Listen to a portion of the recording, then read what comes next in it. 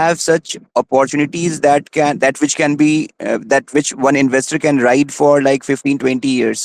That's the one and the one question, and the only one right now, sir. Actually ये काफी बहुत बहुत interesting question है, और बहुत इंटरेस्टिंग क्वेश्चन है, कि बहुत ज्यादा इंटरेस्टिंग क्वेश्चन है।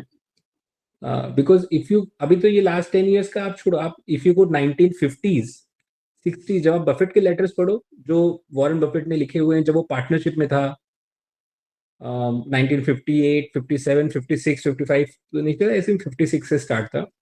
तो मैंने शुरू के 5 साल के आप लेटर्स अगर देखोगे तो उसमें उन्होंने कुछ ऐसे बिजनेसेस में इन्वेस्ट किए हैं जो सालों से चेंज ही नहीं होते।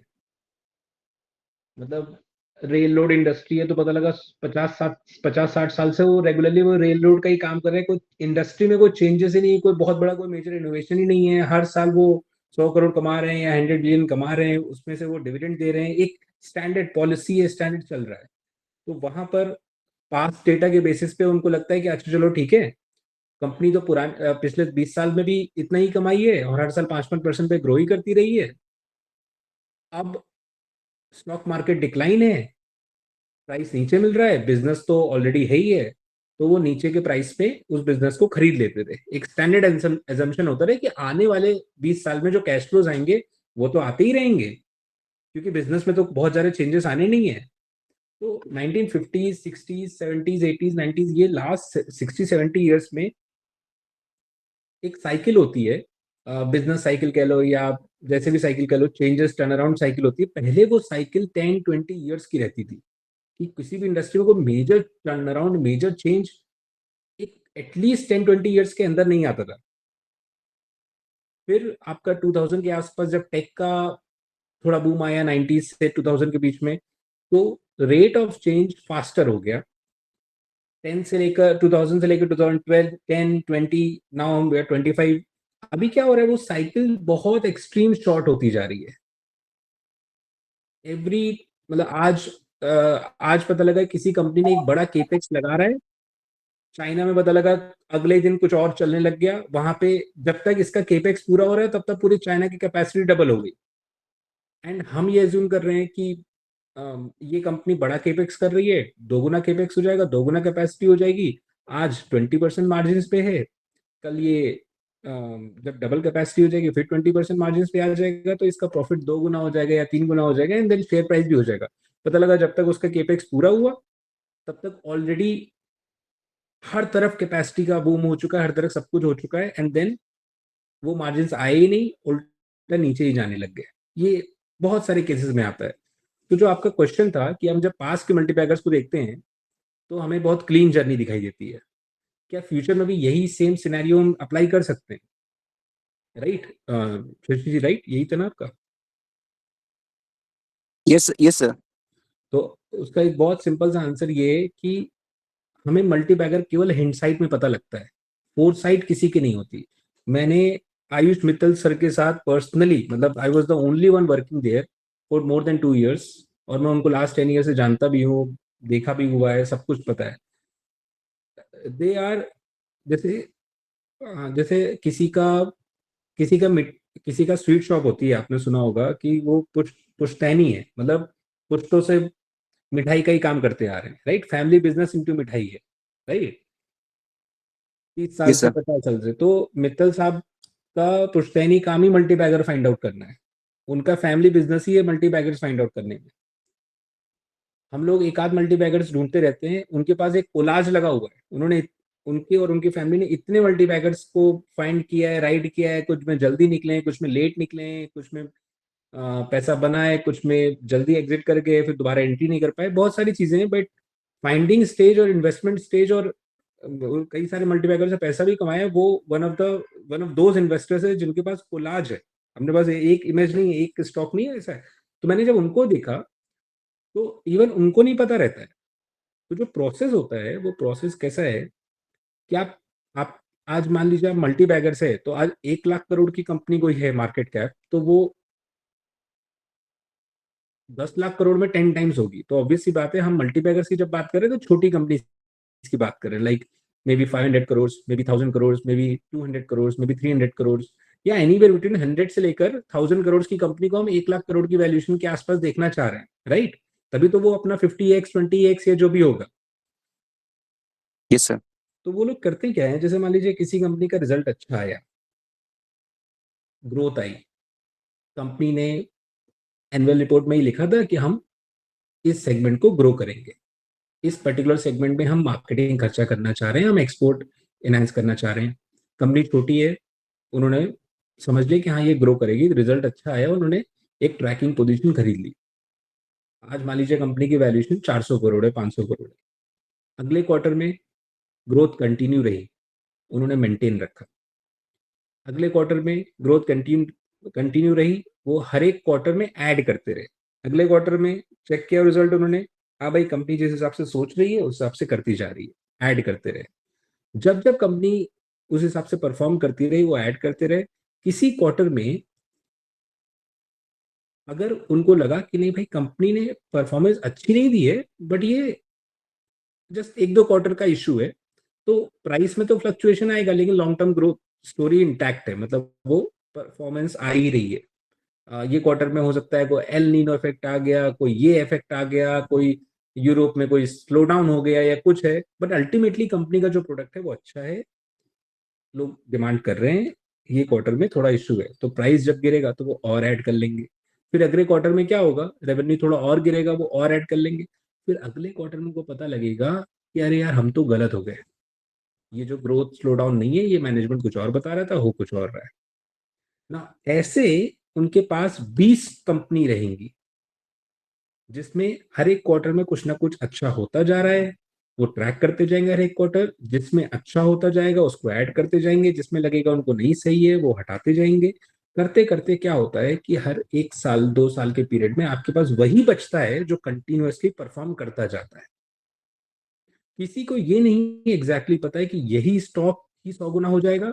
अगर ऐसा पता होता तो वही आदमी, हर आदमी केवल उसी स्टॉक में पैसा डाल देता। तो अगर आपको पास मल्टी बैगर्स देख के फ्यूचर मल्टी बैगर में जाना है, तो आपको ये समझना पड़ेगा कि इवन मल्टी बैगर्स का भी एक बास्केट बनाना पड़ेगा आपको। कोई एक पर्टिकुलर स्टॉक मल्टी बैगर्स के लिए आप उम्मीद करो वो कभी नहीं बनेगा। अगर आपको लगता है कि आपको मल्टी बैगर्स चाहिए, आपने 10 लाख का बास्केट अलग कर दिया, उस 10 लाख के बास्केट में आप ऐसे एक्सपेरिमेंट कीजिए। मैंने मित्तल साहब के केस में देखा था कि उनके पास मोर देन, उनका 25% पोर्टफोलियो में 75 कंपनीज होती हैं, 75 से लेकर 100 कंपनीज, और 75% पोर्टफोलियो में वो 15-20 होती हैं। तो कॉन्सेप्ट बहुत सिंपल सा है कि आपके 25% पोर्टफोलियो में ये चर्निंग होती रहेगी कि भाई आपने आज कोई अच्छा लगा लिया, अगले क्वार्टर में और अच्छा लगा और अच्छा ले लिया। फिर क्या होगा, 2 से 4 क्वार्टर्स, आपने सुना होगा जो बड़े इन्वेस्टर्स हैं उनकी बाइंग टाइमलाइन ही 1 साल की हो जाती है, क्योंकि वो देख रहे होते हैं कि यार ये 500 करोड़ की कंपनी अगर 5,000 करोड़ में जानी है तो हर एक क्वार्टर में धीरे धीरे करके ऐड होगी, क्योंकि उनको पता है कि यार किसी को नहीं पता है कि अगले क्वार्टर में ये परफॉर्म करेगा या अगले क्वार्टर में परफॉर्म करेगा या ये साल खत्म होने में परफॉर्म करेगा कि नहीं करेगा, किसी को नहीं पता। अगर वो करता जाएगा, वो ऐड करते जाएंगे, और फिर धीरे से साल भर के अंदर जैसे कन्विक्शन बिल्ड हुआ, मैनेजमेंट जो जो बोल रहा है वो करता जा रहा है, वैसे वो मेन पोर्टफोलियो में आ जाएगा, जहां पर उसका एलोकेशन हो सकता है फ्रॉम 1-2% ऑफ द पोर्टफोलियो से अब 5% पोर्टफोलियो आने लग जाएगा, 3-5% में आने लग जाएगा। फिर वो ग्रो करता जाएगा, ऐड करते जाएंगे। तो इन लोग जो मैंने इनके साथ देखा मल्टी बैगर्स के केस में, कि ये मल्टी बैगर्स को मल्टी बैगर्स के एंगल से नहीं देखते हैं, ये एज अ बिजनेस देख रहे हैं। इवन इन्वेस्टमेंट्स को भी एज अ बिजनेस देख रहे हैं कि मैंने आज मार्केट ओपन हुई, मुझे कोई स्टॉक अच्छा लग रहा है, मैंने उसको लिया। स्टॉक अच्छा लग रहा है मतलब ये कभी भी ओवर वैल्यूएशन नहीं करते। मान लो कोई 50 टाइम्स पे ट्रेड कर रहा है, नो मैटर वो 30% पे ग्रो कर रहा है, 50% पे ग्रो कर रहा है, उसमें एंट्री नहीं लेते। एक reasonable valuation maximum 25 times earnings पे ये कोई भी चीज करते हैं, ताकि ग्रोथ अगर ना आए तो वैल्यूएशन में डी रेटिंग ना हो। अगर कोई 50 टाइम्स पे ट्रेड कर रहा है, जैसे बहुत सारे डिफेंस स्टॉक कर रहे हैं, ये मेरा कंसर्न भी रहता है, और उस डिफेंस में कई सारी डिफेंस कंपनीज ऐसी हैं जो 10-15-20% पे ही ग्रो करने वाली है, तो उसमें अक्सर एक एक साल की डी रेटिंग होती रहती है। और वही डी रेटिंग जो होती है, क्योंकि ओवरऑल ग्रोथ तो आनी है, तो वही जो कंसोलिडेशन पीरियड आपको चार्ट में दिखता है, वही अकुमुलेशन जोन होता है। जब जब वो 10-20% नीचे जाता है, जो अच्छे इन्वेस्टर्स होते हैं वो थोड़ा थोड़ा अकुमुलेट करते रहते हैं, बिकॉज लॉन्ग टर्म में ग्रोथ आनी है, शॉर्ट टर्म में ग्रोथ कम है। तो ये पूरा प्रोसेस उनका रहता है कि आप एक 10 लाख का पोर्टफोलियो फॉर एग्जांपल या 5 लाख का अलग कर लिया, 50,000 आपने 5-10 जो आपको लगते हैं multibagger eight reasonable valuation, less than 30 times, less than 25 times, जो भी मिल जाए उसको आपने रखा, जो परफॉर्म करता रहा उसको ऐड करते रहे और उसको राइड करते रहे। अगर किसी को टेक्निकल्स पता है, चार्ट्स पता है तो वो भी ठीक है, और उसको राइड करते रहे। जो खराब है उनको चर्न करते रहे कि हाँ भाई ये परफॉर्म नहीं कर रहा है, कोई बात नहीं, जो परफॉर्म कर रहा है उसके अंदर डालते रहे। As a business, nothing else. एक सिंपल बिजनेस की तरह उसको देखा कि भाई ठीक है, मुझे नहीं पता कौन सा इन 10 में से काम करेगा, ये जरूर पता है कि अगर 10 या 15 अच्छे ले रखे हैं तो उसमें एक तो बनेगा। तो मेरा मेरा रोल एज अ, मेरे फंड के मैनेजर, एज एन आपका जो फंड है, आपका जो पोर्टफोलियो मैनेजर का रोल ये है कि जो अच्छा परफॉर्म करता जा रहा है उसमें आप ऐड करते जाएं, जो नहीं परफॉर्म कर रहा है उसको आप ट्रिम करते जाएं, यही रोल है। और फिर अल्टीमेटली क्या होगा कि आपका एक्सपोजर जो अच्छा परफॉर्म कर रहा है उसमें बढ़ता जाएगा, और जब वो मल्टीबैगर होगा तो आपका पोर्टफोलियो भी मल्टीबैगर रिटर्न देगा। ये स्टेप मैंने अक्रॉस द बोर्ड देखे हैं, अक्रॉस द बोर्ड। जो बड़े और इन्वेस्टर्स बन जाते हैं, जैसे मुकुल अग्रवाल जी हो गए, या मान लीजिए आपके केडिया जी हो गए, या और वो उनका पोर्टफोलियो साइज बढ़ा है इसलिए आपको लगता है अरे इन्होंने इस कंपनी में 2% का स्टेक ले लिया, बट वो 2% का स्टेक उनके पूरे पोर्टफोलियो का 1% है। तो डिस्पाइट कि वो बड़ी पोजीशन लेते हैं, उनके पोर्टफोलियो की वो बड़ी पोजीशन जनरली नहीं रहती, वो 1-2-3% रहती है, वैसा ही रहता है। तो आई होप कि आपका ये क्वेरी, अगर आपको लग रहा है कुछ और इसमें ऐड करना है तो I can add.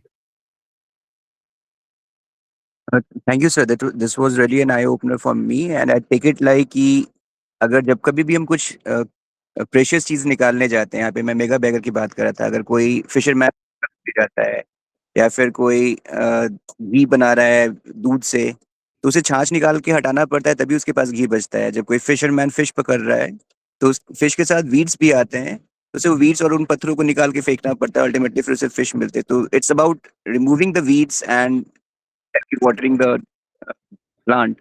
So, exact. so I have some now.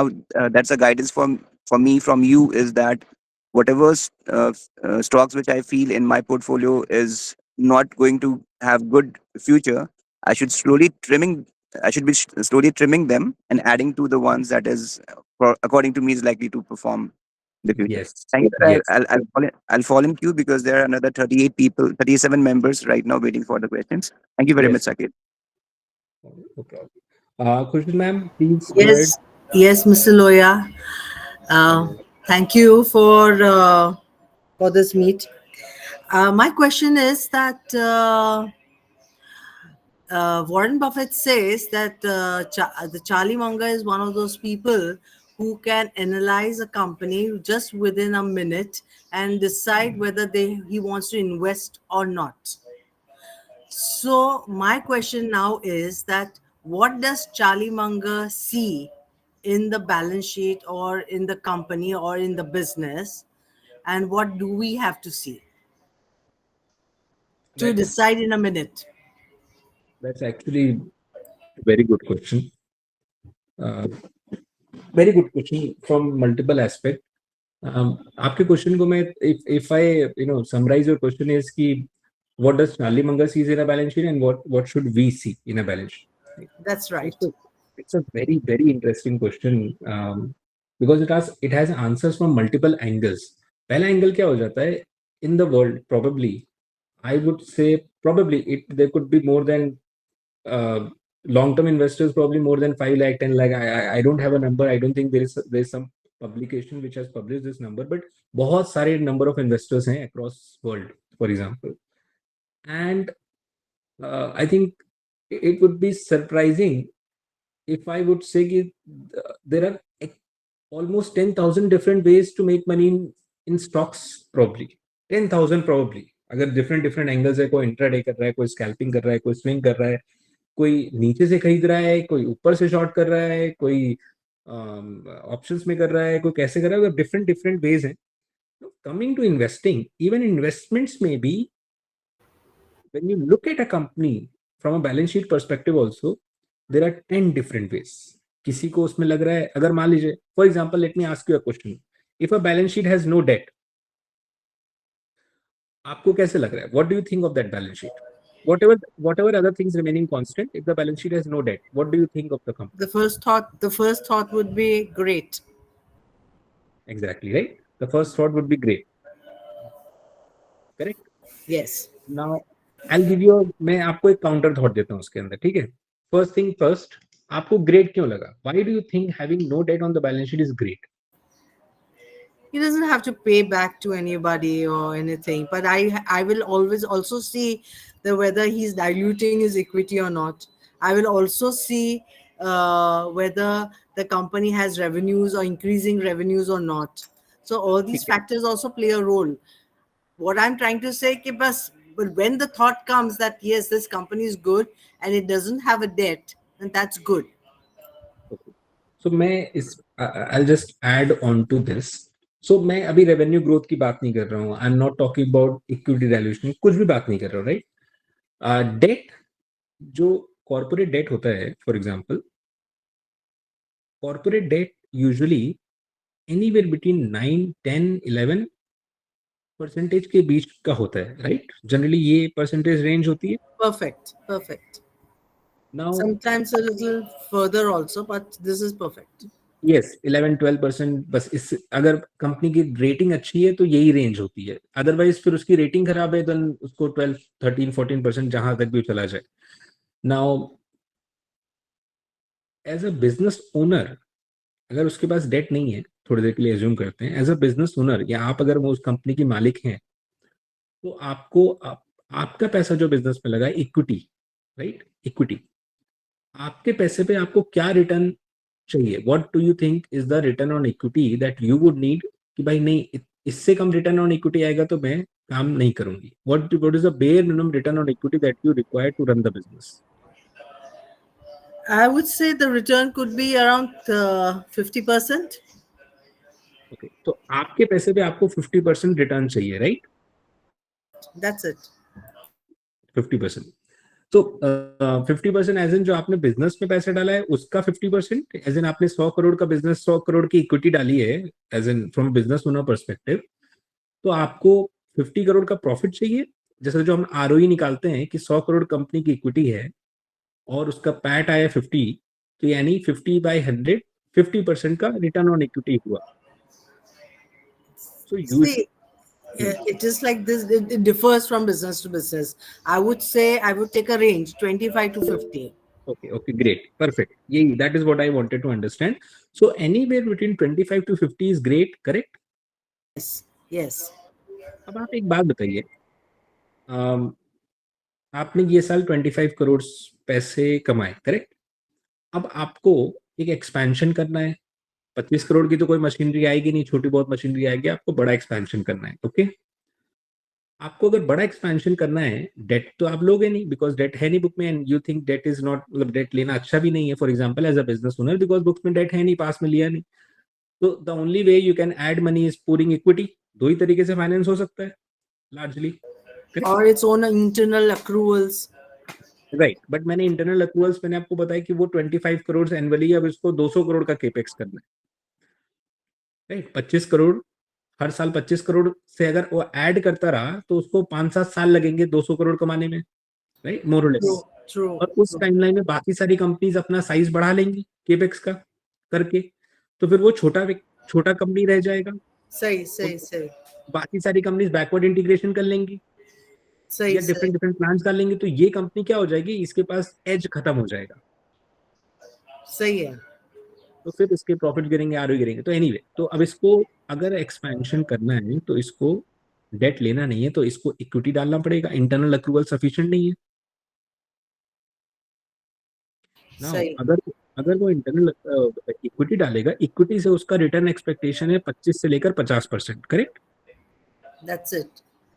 Now, अगर वो इक्विटी के बजाय अपनी बैलेंस शीट में रिलेटिवली, मतलब अगर 100 करोड़ की इक्विटी है या 200 करोड़ की इक्विटी है, तो मे बी जैसे इक्विटी का आधा, यानी अप टू 100 करोड़, 200 करोड़ में अप टू 100 करोड़ वो अगर डेट ले आए,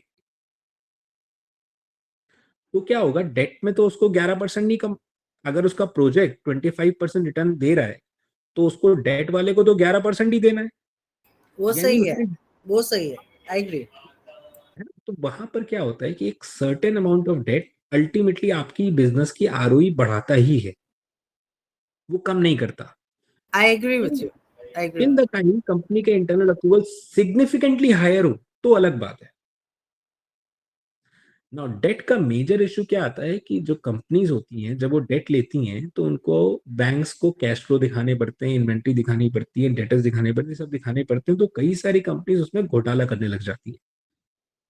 उसमें उनके पास इन्वेंट्री नहीं होगी तो वो दिखा देंगे, कैश फ्लोज नहीं होंगे तो फाइनेंशियल्स थोड़े से मिसमैच करके दिखा देंगे, कुछ भी करने लग जाएंगे जस्ट टू शो कि हाँ भाई सब सही चल रहा है। कई केसेस में ऐसा हुआ है, नॉन डेट केसेस में भी हुआ है, बट डेट वाले केसेस में तो अक्सर यही हुआ है।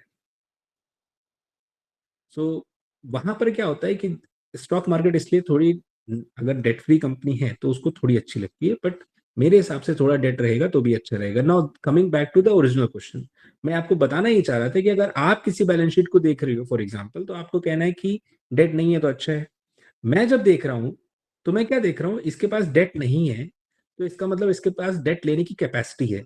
अब ये केपेक्स करेगा तो ये डेट ले सकता है, इसके पास नहीं है डेट तो डेट ले सकता है, और डेट बढ़ेगा नहीं, इतना हायर नहीं जाएगा डेट कि ओवर बर्डन हो जाए कंपनी। जैसे आप फाइनेंशियल के केस में आओ, जितनी भी बैंक्स हैं, जितने भी एनबीएफसीज हैं, इनके पास एक रेशियो होता है कैपिटल एडिक्वेसी रेशियो, कि अगर उनके पास 100 करोड़ है उनकी इक्विटी तो उसका 5x तक वो लोन ले सकती हैं। यानी 100 करोड़ की एनबीएफसी 500 करोड़ और ले सकती है, 400 करोड़ और ले सकती है, टोटल लोन वो 500 करोड़ तक डिस्ट्रीब्यूट कर सकती है। तो जब अगर किसी बैंक ने 100 करोड़ की इक्विटी के अगेंस्ट केवल 200 करोड़ का लोन ले रखा है, इसका मतलब उसने कम लेवरेज कर रखा है, मतलब ये और ग्रो कर सकता है लेवरेज बढ़ाए तो। एक जस्ट बेसिक बता रहा हूँ। तो आपका जो ओरिजिनल क्वेश्चन था कि चार्ली मंगर क्या देखता है, तो क्या होता है जब आप स्टॉक मार्केट में आते हैं तो आप different different type of companies में पैसा बनाते हैं, different different type of companies में पैसा जलाते हैं। द सेम कंपनी सत्यम के केस में कंपनी वही थी, प्रोडक्ट वही थे, सब चीजें वही थी, पहले ऊपर गया। वहां सत्यम के केस में तो बुक्स में बहुत सारा कैश था, फॉर एग्जाम्पल उसने फ्रॉड कर दिया as per balance sheet. Tech company थी, जब फ्रॉड होके बाहर निकल के आया तो वो जो इतने लोगों ने उस टाइमलाइन में पैसा डाला था उनका पैसा लॉस हो गया। फिर जब टेक महिंद्रा आई उसको टेक ओवर किया तो जितने लोगों ने पैसा उस समय डाला उसमें पैसा बन गया। तो सेम कंपनी में जो इन्वेस्टर्स का पैसा लूज हुआ, दे विल से कि भैया टेक कंपनी में पैसा लूज होता है, या फिर हाई हाई कैश कंपनी में कुछ भी हो सकता है, क्या पता फ्रॉड हो। तो नहीं नहीं भाई, मैं तो हाई कैश कंपनी में इन्वेस्ट नहीं करूंगा, मैंने तो पास्ट में बहुत झेला है, मैं इन्वेस्ट नहीं करूंगा। और सेम कंपनी ने किसी और सेट ऑफ इन्वेस्टर से पैसे बनाए भी हैं। सो ओवर द टाइम क्या हो जाता है, चार्ली मंगर हो, वॉरेन बफेट हो, कोई भी हो इस दुनिया में, वो एक सेट ऑफ कंपनीज में एक सेट ऑफ तरीके से पैसा बनाने लग जाता है कि हाँ भाई इस तरीके से मेरा पैसा बन रहा है, इस तरीके से मेरा पैसा नहीं बन रहा है। सेम ही कंपनीज में डिफरेंट डिफरेंट टाइप भी हो जाते हैं। कई बार कंपनी सिक्लिकल होती है, आपको हाई मार्जिन पहुंच गया, अब एकदम पीक मार्जिन चल रहे हैं 25%, आप बहुत खुश, आरओई एकदम टॉप पे चल रही है, आप बहुत खुश, हम भी बहुत खुश कि वाह क्या बिजनेस है, 30% आरओई है, 30% ऑपरेटिंग मार्जिन है, ये है वो है, कंपनी बड़ा केपेक्स कर रही हो तो और ग्रोथ आनी, पता लगा मार्केट उसी समय पीक बना दिया और वहां से स्टॉक गिर गया। तो अपने माइंड में क्या आ जाएगा, नहीं नहीं भाई मैं आज के बाद बहुत हाई आरओई कंपनी में पैसा नहीं डालूंगा, बिकॉज हाई आरओई में क्या होता है उसके पास एक ही काम है कि वो वहां से नीचे जाएगा, क्योंकि सस्टेनेबली 30% आरओई या बहुत हाई आरओई बिजनेसेस सस्टेन नहीं कर सकते एक, जब तक उनके पास कोई पेटेंट ना हो, कोई बहुत बड़ा टेक्नोलॉजिकल एज ना हो, बिकॉज अल्टीमेटली जहां पर भी हाई आरओई बनता है, पेंट सेक्टर हो गया, वहां पर दूसरी कंपनीज आना तय है। It just a matter of time, जैसे अभी बाकी सारे लोग आ गए, just a matter of time, because जब कॉर्पोरेट दूसरे कॉन्ग्लोमेरेट्स के पास जब पैसा बहुत इकट्ठा होने लगता है तो वो सोचते हैं अब मैं कौन सा बिजनेस स्टार्ट करूं। तो वो सबसे पहले ये देखते हैं किस बिजनेस में सबसे अच्छा आरओई बन रहा है, हाई आरओई बिजनेस कौन से हैं, कहाँ ज्यादा पैसा बन रहा है, कि 100 करोड़ लगा के 300 करोड़ कमा लो, या 30 करोड़ हर साल कमा लो, या 40 कमा लो। तो जितने भी हाई आरओई बिजनेस होते हैं उसके अंदर threat of entry of other players बहुत स्ट्रांग हो जाती है। तो आपका जो चार्ली मंगर का सवाल था वो क्या देखते हैं या फिर हमें क्या देखना चाहिए, तो हमें क्या देखना चाहिए वो हम डिस्कस कर सकते हैं। चार्ली मंगर क्या एक बिजनेस में देखते हैं कि उनको विद इन 5 सेकंड समझ में आ जाता है, ये उनके एक्सपीरियंस के बेसिस में हम आप अगर वो करने भी जाएंगे तो हमारी टाइमलाइन बहुत लंबी हो जाएगी, जब तक हमको समझ में आएगा कि क्या, जैसे वो ब्रांड के एंगल्स पे देखते हैं, बैलेंस शीट, मैंने एग्जैक्टली नहीं पढ़ा कि वो बैलेंस शीट में क्या देखते हैं, अपने को क्या देखना है वो समझना चाहिए। सही है, सही है। Thank you so much. And that I will discuss. मैं अभी आपको एक दो एग्जांपल्स दिखाऊंगा कि मैं कैसे देखता हूँ, प्रॉब्ली उसके अंदर आपको क्वेरीज होंगी तो I will be happy to address. Go ahead, tell us what do you see. हाँ, मैं I'll just take 2-3 questions more, फिर मैं 2-4 कंपनीज के examples anyway I'll take it up. Okay, So just thank you so clarification on much. this question, sir. हाँ जी, please go ahead. So I'm just putting on forward the question, which you can answer later on also, while you're quoting the examples. How should I see a who is trying to dilute now with the determination that these diluted amount will go to repay the debt and for the expansion? There is a company who has got humongous growth ahead. Opportunity size is very big. They have debt on their books as well, but now they are trying. Now they have taken shareholder approval for up to 1,000 crore, and they say that we will repay the debt and we will use the proceeds in the expansion also. So this is one of the question which you can answer later on. I'm listening to you. Thank you, sir. So next in the query, Hemant ji, please go ahead. Thank you sir, thank you for giving me an opportunity.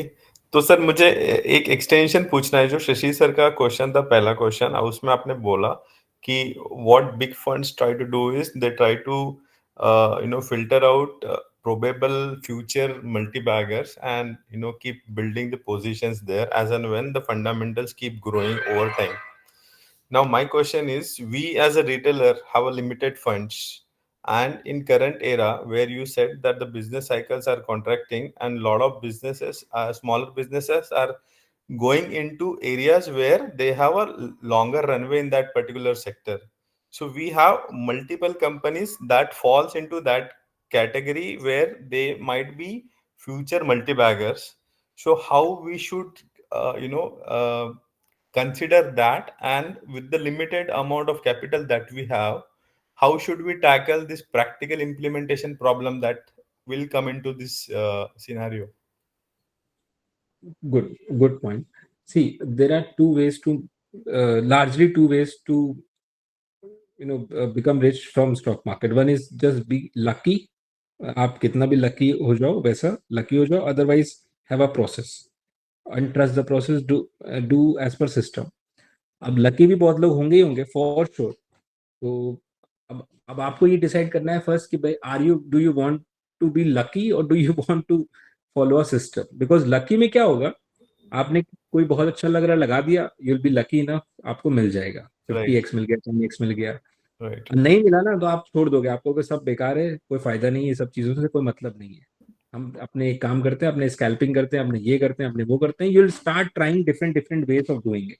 Correct. पर कुछ और try करने लग गए। अगर आपको lucky वाले angle में नहीं जाना है ना, तो फिर आपके पास सेकंड एक ही ऑप्शन है कि आएगा, वो मैटर नहीं है, प्रोसेस वही है। आपको 5 कंपनीज में रखना है, 10 कंपनीज में रखना है जो अच्छी लग रही हैं, they keep on performing price wise, business wise, keep adding and trim जो कि नहीं परफॉर्म कर रहा है। नहीं परफॉर्म का मतलब ये महीने उसका स्टॉक नहीं बढ़ा, that is not the question. आपको हर एक क्वार्टर में वो एंगल रखना पड़ेगा। This is how other people have made money, जिनका पोर्टफोलियो 20-50 करोड़ में, उनकी बात भी कर रहा हूँ। और जब छोटा था तब भी यही प्रोसेस करते थे फॉलो। ओके। प्रॉब्लम कहाँ आती है, when you are dependent upon that income. जब आपको लगता है यार यहाँ से पैसा बनेगा तो मेरे पास, मुझे कुछ पैसे का काम है, जब आप उसको इनकम की तरीके से नहीं देखते हो ना, तो आप उसको ऐसा बिजनेस देखते हो, भाई ठीक है ये अगले, अब ये मैंने खरीद के रखा है, या तो कुछ अनाउंसमेंट आई अच्छी नहीं आई, या फिर कोई प्रेजेंटेशन है अच्छी नहीं, या फिर जो कंपनी नया कुछ कर रही है आपको नहीं समझ में आ रहा है, कोई बात नहीं। जब आप 10 कंपनीज रखोगे तो कोई आपके छोटी, किसी में आपका कम बनेगा, किसी में आपका ज्यादा बनेगा। जो ऐड करते जाओगे आप, हटाते जाओगे और ऐड करते जाओगे, that is the real process of multi bagger investing. Otherwise जो ये जितने भी हाई कनेक्टेड लोग हैं, ये स्टॉक मार्केट से बहुत पहले रिटायर कर चुके होते हैं, बिकॉज आज 20 साल में 100 गुना 20 गुना कितनी कंपनीज हुई हैं। सब लोग उसी में 10-10 करोड़ डाल देते और 10,000 करोड़ निकाल के किनारे हो जाते। Correct. Nobody is lucky enough. एक आध बार हो गया, कोई लकी हो गया और जो हो जाएगा। But if you don't follow a system you will be out. मतलब आपको थोड़े दिन बाद लगेगा कोई काम की नहीं ये चीज। If you follow the system, आपके पास 10 है, 10 में से कोई एक 50% बढ़ जाएगा, कोई 20% चला जाएगा, कोई 20% माइनस में पड़ा रहेगा, कोई कुछ होगा। बट जैसे आप उसको खराब वाले को ट्रिम करोगे, अच्छे वाले को ऐड करोगे, तो जब वो 500 करोड़ की कंपनी है आपने कुछ ऐड किया, जब वो 1000 करोड़ की कंपनी बनी तो आपने कुछ ऐड किया, जब वो 1500 पे आई तो कुछ आपने किया। ऐसे ही करते करते 5 साल में जो 500 से 1000 हुई, 500 से 5000 करोड़ की गई जर्नी 10x की, तो आपका ओवरऑल 5 गुना हो गया जो भी पैसा आपने उसमें डाला था। चाहे 5 lakhs पे रखा था, 2 lakhs पे रखा था, 1 lakh पे रखा था। फिर नेक्स्ट सब्सिक्वेंट साइकिल में अब अभी जब आप ये प्रोसेस जब आप फॉलो करोगे ना, तो आपको क्या होगा, नेक्स्ट पार्ट में यानी अगले 3 से 4 साल में आपको धीरे धीरे ये समझ में आ जाएगा, भाई जो मैंने पहले 10 निकाले थे उसमें से 4 काम नहीं किए, बट आपके जो नेक्स्ट 10 होंगे ना, उसमें केवल 2 ही नहीं काम करेंगे, बाकी सब बेटर रिटर्न देंगे। बिकॉज धीरे धीरे आपकी अंडरस्टैंडिंग बेटर हो जाएगी कि नहीं भाई ऐसी चीजें काम नहीं करती, ऐसी चीजें काम करती हैं। तो आपका जो नेक्स्ट बैच बनेगा वो मच बेटर बनेगा। Got it sir, thank you sir.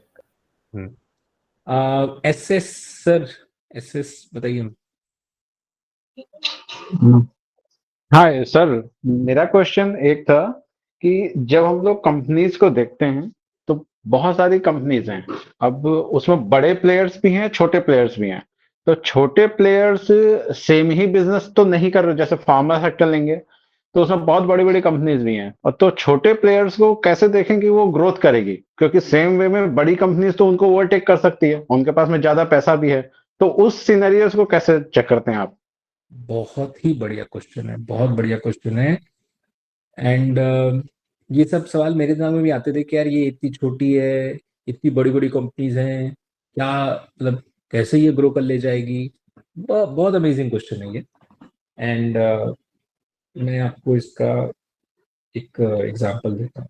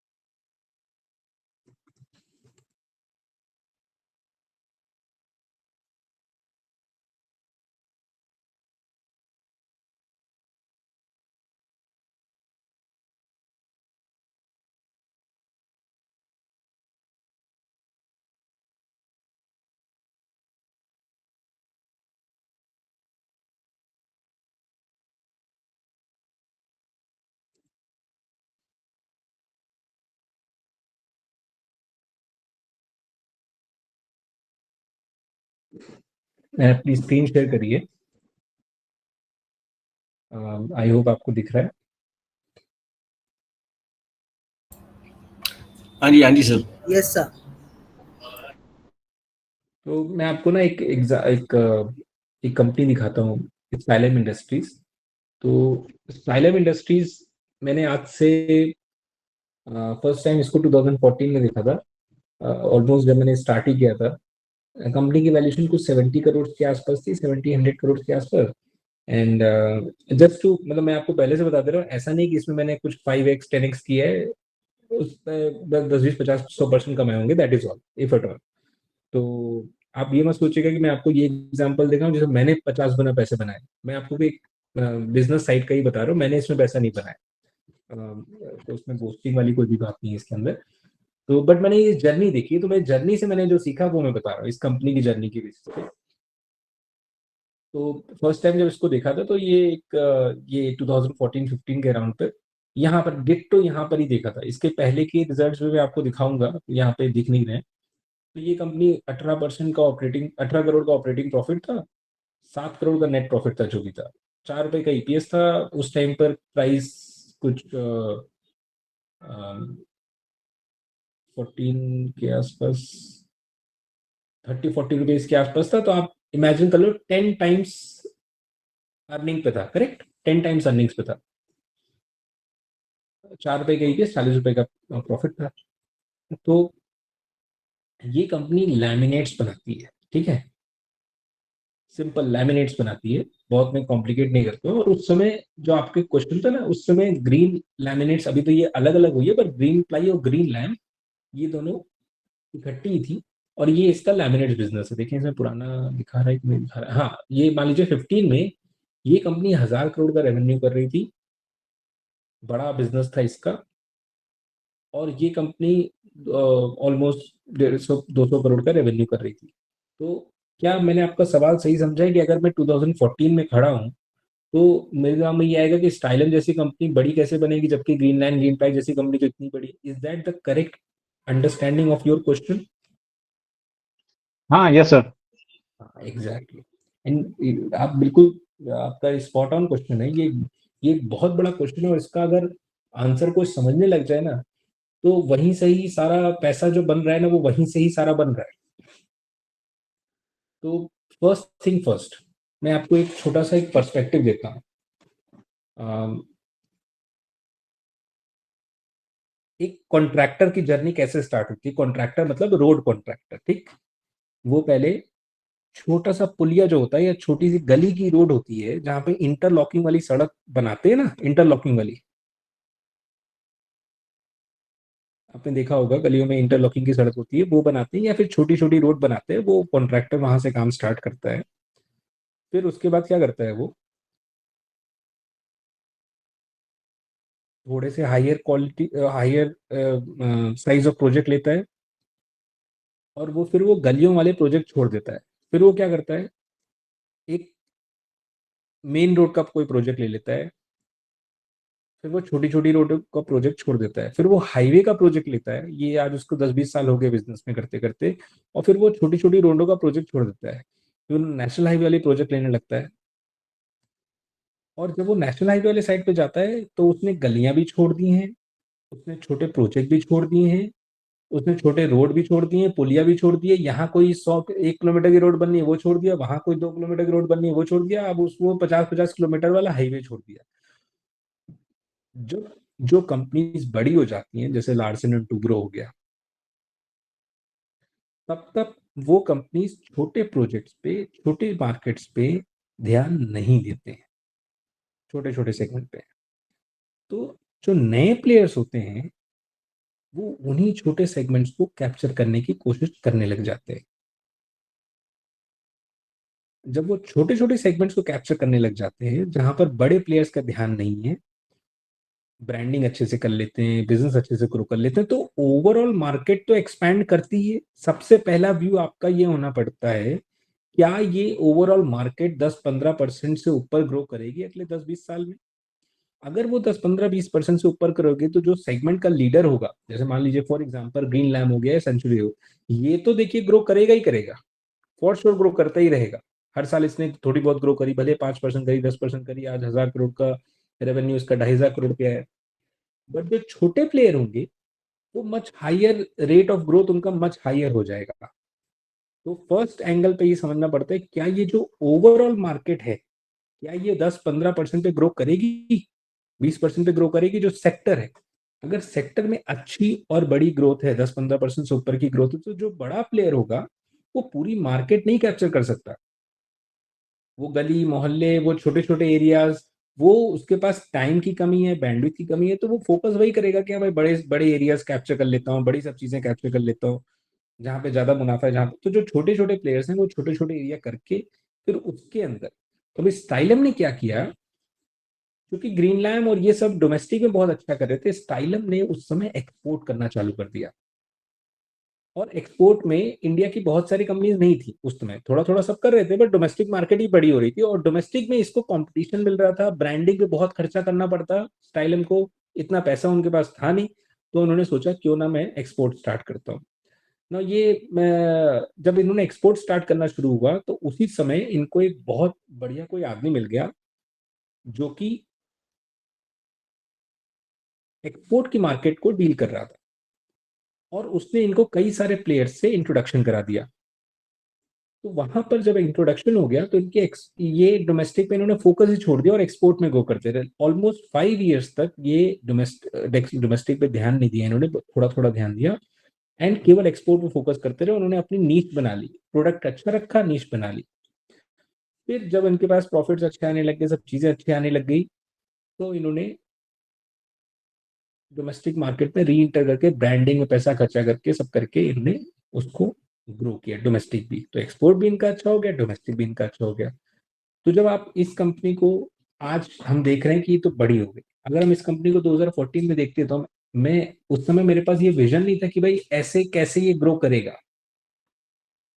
But अगर आज मुझे ये देखना हो तो मैं यही 3 चीज देखूंगा कि क्या जो सेगमेंट है, ये ये जो 200 करोड़ का बिजनेस है, ये 1000 करोड़ का मान लो पहुंचा है, तो इसके पीछे एक रीजन तो ये है कि ओवरऑल मार्केट बड़ी, करेक्ट,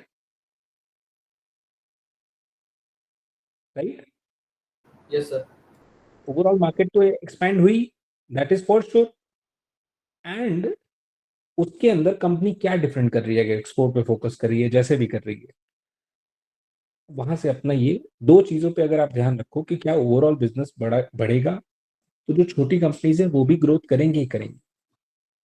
ऐसा नहीं कि केवल बड़ी कंपनीज ही ग्रो करती जाएंगी, छोटी नहीं करेंगी। बट वो जो छोटी कंपनी, उसको कुछ डिफरेंशिएशन करना पड़ेगा। जैसे इसने किया कि इसने डोमेस्टिक मार्केट में देखा कि बहुत कंपटीशन था, तो इसने एक्सपोर्ट पे फोकस किया। ये थोड़ा सा आपको देखना पड़ जाएगा। जितने भी मल्टीपैकर्स बने हैं, उसमें कॉमन एलिमेंट ये है कि वो प्रोडक्ट साइड पे कुछ डिफरेंट कर रहे हैं, कुछ थोड़ा सा ही डिफरेंट कर रहे हैं, बट कुछ डिफरेंशिएशन लाने की कोशिश कर रहे हैं।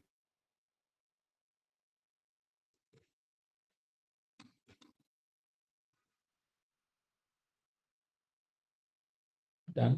अभी next we have Chetan ji, please. Hello sir, thanks for the opportunity sir. मेरा क्वेश्चन आपके फर्स्ट रिप्लाई से है, जिसमें आपने रेट ऑफ चेंज बताया था बिजनेस साइकिल के रिगार्डिंग। सर, आपने बताया था कि इसमें पहले बिजनेस साइकिल टर्न होने में 20 years लगते थे, बट करेंटली बिजनेस इतनी रैपिडली चेंज होता है कि इन्वेस्टमेंट अपनी माइंडसेट को कैसे उससे अलाइन करे। जैसे बिजनेस साइकिल में जैसे चेंजेस आ रहे हैं, जो रैपिडली जो है बिजनेस इवॉल्व होते हैं, तो कुछ आप उसमें माइंडसेट के ऊपर आप कुछ बता पाए सर?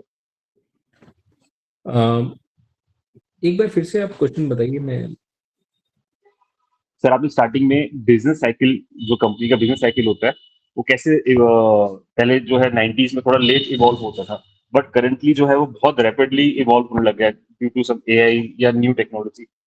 तो लॉन्गर टर्म इन्वेस्टमेंट हमारी उससे इफेक्ट होती है कि एक होता है कि आप लेके लंबे समय तक उस कंपनी के प्रॉफिट से आप ग्रो करते रहे साथ साथ, बट करेंटली बिजनेस इतनी जल्दी चेंज होता है कि उस माइंडसेट को कैसे रखे और कैसे जो है अपनी इन्वेस्टमेंट को रखना चाहिए सर बिजनेस साइकिल पे, अगर आप कुछ और बता पाए। तो आप सही कह रहे हो। अभी हमारे पास कितनी लिस्टेड कंपनीज है इंडिया में? Around 6 to 7,000 sir. 4-5 हजार मेजर कंपनीज जो है, अगर आप देखोगे 500 करोड़ से ऊपर की, तो करीब 2000 कंपनीज है, ज्यादा नहीं। मैं बोलूं कि आप ये 2000 बोल जाओ, खाली एक ही लिस्टेड है। कोई एक कंपनी लिस्टेड होती, आपके हिसाब से कौन सी कोई एक कंपनी आपको बता दो जो आपको अच्छी लगती, खाली वही लिस्टेड होती, कोई लिस्टेड और होती ही नहीं। रिलायंस इंडस्ट्री काफी वाइड बिजनेस है उनका। रिलायंस इंडस्ट्री, केवल एक ही कंपनी लिस्टेड होती, रिलायंस इंडस्ट्री, तो क्या आप उसमें पैसा डालते? यस, क्यों डालते आप उसके अंदर पैसा? बिकॉज जो भी प्रॉफिट वो गेन करते हैं सर, वो अपना डिफरेंट डिफरेंट बिजनेस सेगमेंट को ग्रो करने के लिए कैपिटल एम्प्लॉयड जो है उनका काफी अच्छा रहता है। डिफरेंट वर्टिकल्स में काफी जो भी मोनोपोली बिजनेस अपना क्रिएट करने का उनका टारगेट रहता है, चाहे वो किसी भी सेक्टर में जाने की ट्राई करें। ठीक, परफेक्ट। अगर 2 कंपनी लिस्टेड होती तो दूसरी कंपनी कौन सी होनी चाहिए, जो आपको लगता है जिसमें सही है? सर, आईटीसी और या फिर एचयूएल, एफएमसीजी, कोई भी कंपनी। एफएमसीजी हो गया, एचयूएल हो गया, राइट। तो प्रॉब्लम हमारे साथ क्या है ना, हमें लगता है कि 2000 कंपनीज है, हम इतनी चॉइसेस हैं, इतने में से हम कहाँ से क्या ढूंढें। हर एक बिजनेस में कुछ चेंज हो रहा है, हर एक बिजनेस में कुछ अच्छा हो रहा है, ये हो रहा है, चेंज हो रहा है। आप जब स्टॉक्स को देखें, आप जब बिजनेस को एनालाइज करें, आप ये मत सोचिए कि आपके पास 2-3 हजार कंपनीज है। आप एक देखिए आपको जो अच्छी लग रही है फॉर एग्जांपल, और आपको लग रहा है उसमें रेट ऑफ चेंज स्लोअर है, तो आप उसको अपने पोर्टफोलियो में रखो। अगर वो बिजनेस ग्रो नहीं कर रहा है, मैंने यही एक सिंगल चीज देखी है अक्रॉस बोर्ड, किसी को एग्जैक्टली ये नहीं पता लग रहा है कि कौन से बिजनेस में रातों रात चेंज आ जाएगा, कौन से बिजनेस में नहीं आएगा। मतलब you can meet X number of investors in India, जो अच्छे इन्वेस्टर्स हैं, बड़े इन्वेस्टर्स हैं, स्टैंडर्ड प्रॉब्लम है अक्रॉस। आप जब एक सिंगल कंपनी को एनालाइज कर रहे हो तो आप उस कंपनी के ऊपर फोकस करो कि क्या ये अच्छा करेगा। जैसे अभी बहुत रिसेंट की कंपनी है ये, आपका शिवालिक बायो मेटल्स,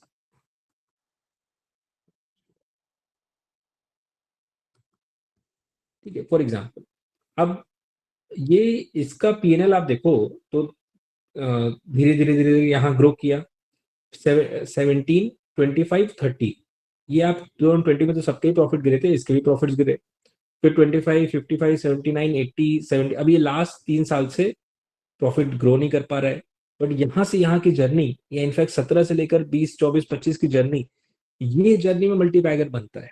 ये 17, 18, 19, फिर 20 में जब ये आधा हो जाएगा शेयर प्राइस, तब फिर ऐड करना कि हाँ भाई नहीं ठीक है बिजनेस अच्छा कर रहा है। देन 22 जब 21 में रिकवर किया तब और ऐड करना, 22 में जब डबल किया तब और ऐड करना, फिर 23, 24, 25 में जो भी जर्नी है, एंड उसके बाद अब फ्रेश जर्नी ये स्टार्ट करेगा। केपेक्स करना स्टार्ट किया बिजनेस ने, डेट ज्यादा नहीं है। आप छोटी कंपनी थी ये काफी, अभी लास्ट 2-3 साल से कंसोलिडेशन फेज में। ऐसे ही ये देख रहे हो आप, ये एक्चुअल मल्टी बैगर है, जिसको मैंने जो मैं इन्वेस्ट, जैसे मान लो आयुष भैया की बात मैं कर रहा हूँ, तो ये उन्होंने 17 की जर्नी उनकी ऐसी ही है डिट्टो, कि आपको ये देखना पड़ेगा कि भाई आज मैंने खरीदा, बिजनेस अच्छा परफॉर्म किया, ऐड करता रहा, कल को नहीं परफॉर्म कर रहा है बट बिजनेस की स्टोरी इंटैक्ट है, फिर से ऐड किया, करते करते ये पूरी जर्नी उन्होंने ली है। अगर आपका माइंडसेट में ये रखना पड़ेगा, but at the same time जो शुरू का मैंने आपको बताया कि आपके पास 10 कंपनीज रखनी पड़ेंगी, 8 कंपनीज रखनी पड़ेंगी, 6 कंपनीज रखनी पड़ेंगी, और इसमें 5 से 6 साल की ये साइकिल पूरी प्ले करनी पड़ेगी, कि जहाँ पे उसका प्रॉफिट है। आपको लग रहा है यार ये सेगमेंट बड़ा सेगमेंट है, अब जैसे ये कंपनी क्या करती थी, ये कंपनी थर्मोस्टैटिक कुछ बाई मेटल स्ट्रिप बनाती थी, जिसका प्रोडक्ट ईवी में बहुत यूज होता है। तो ईवी तो एक ग्रोइंग सेगमेंट था, करेक्ट?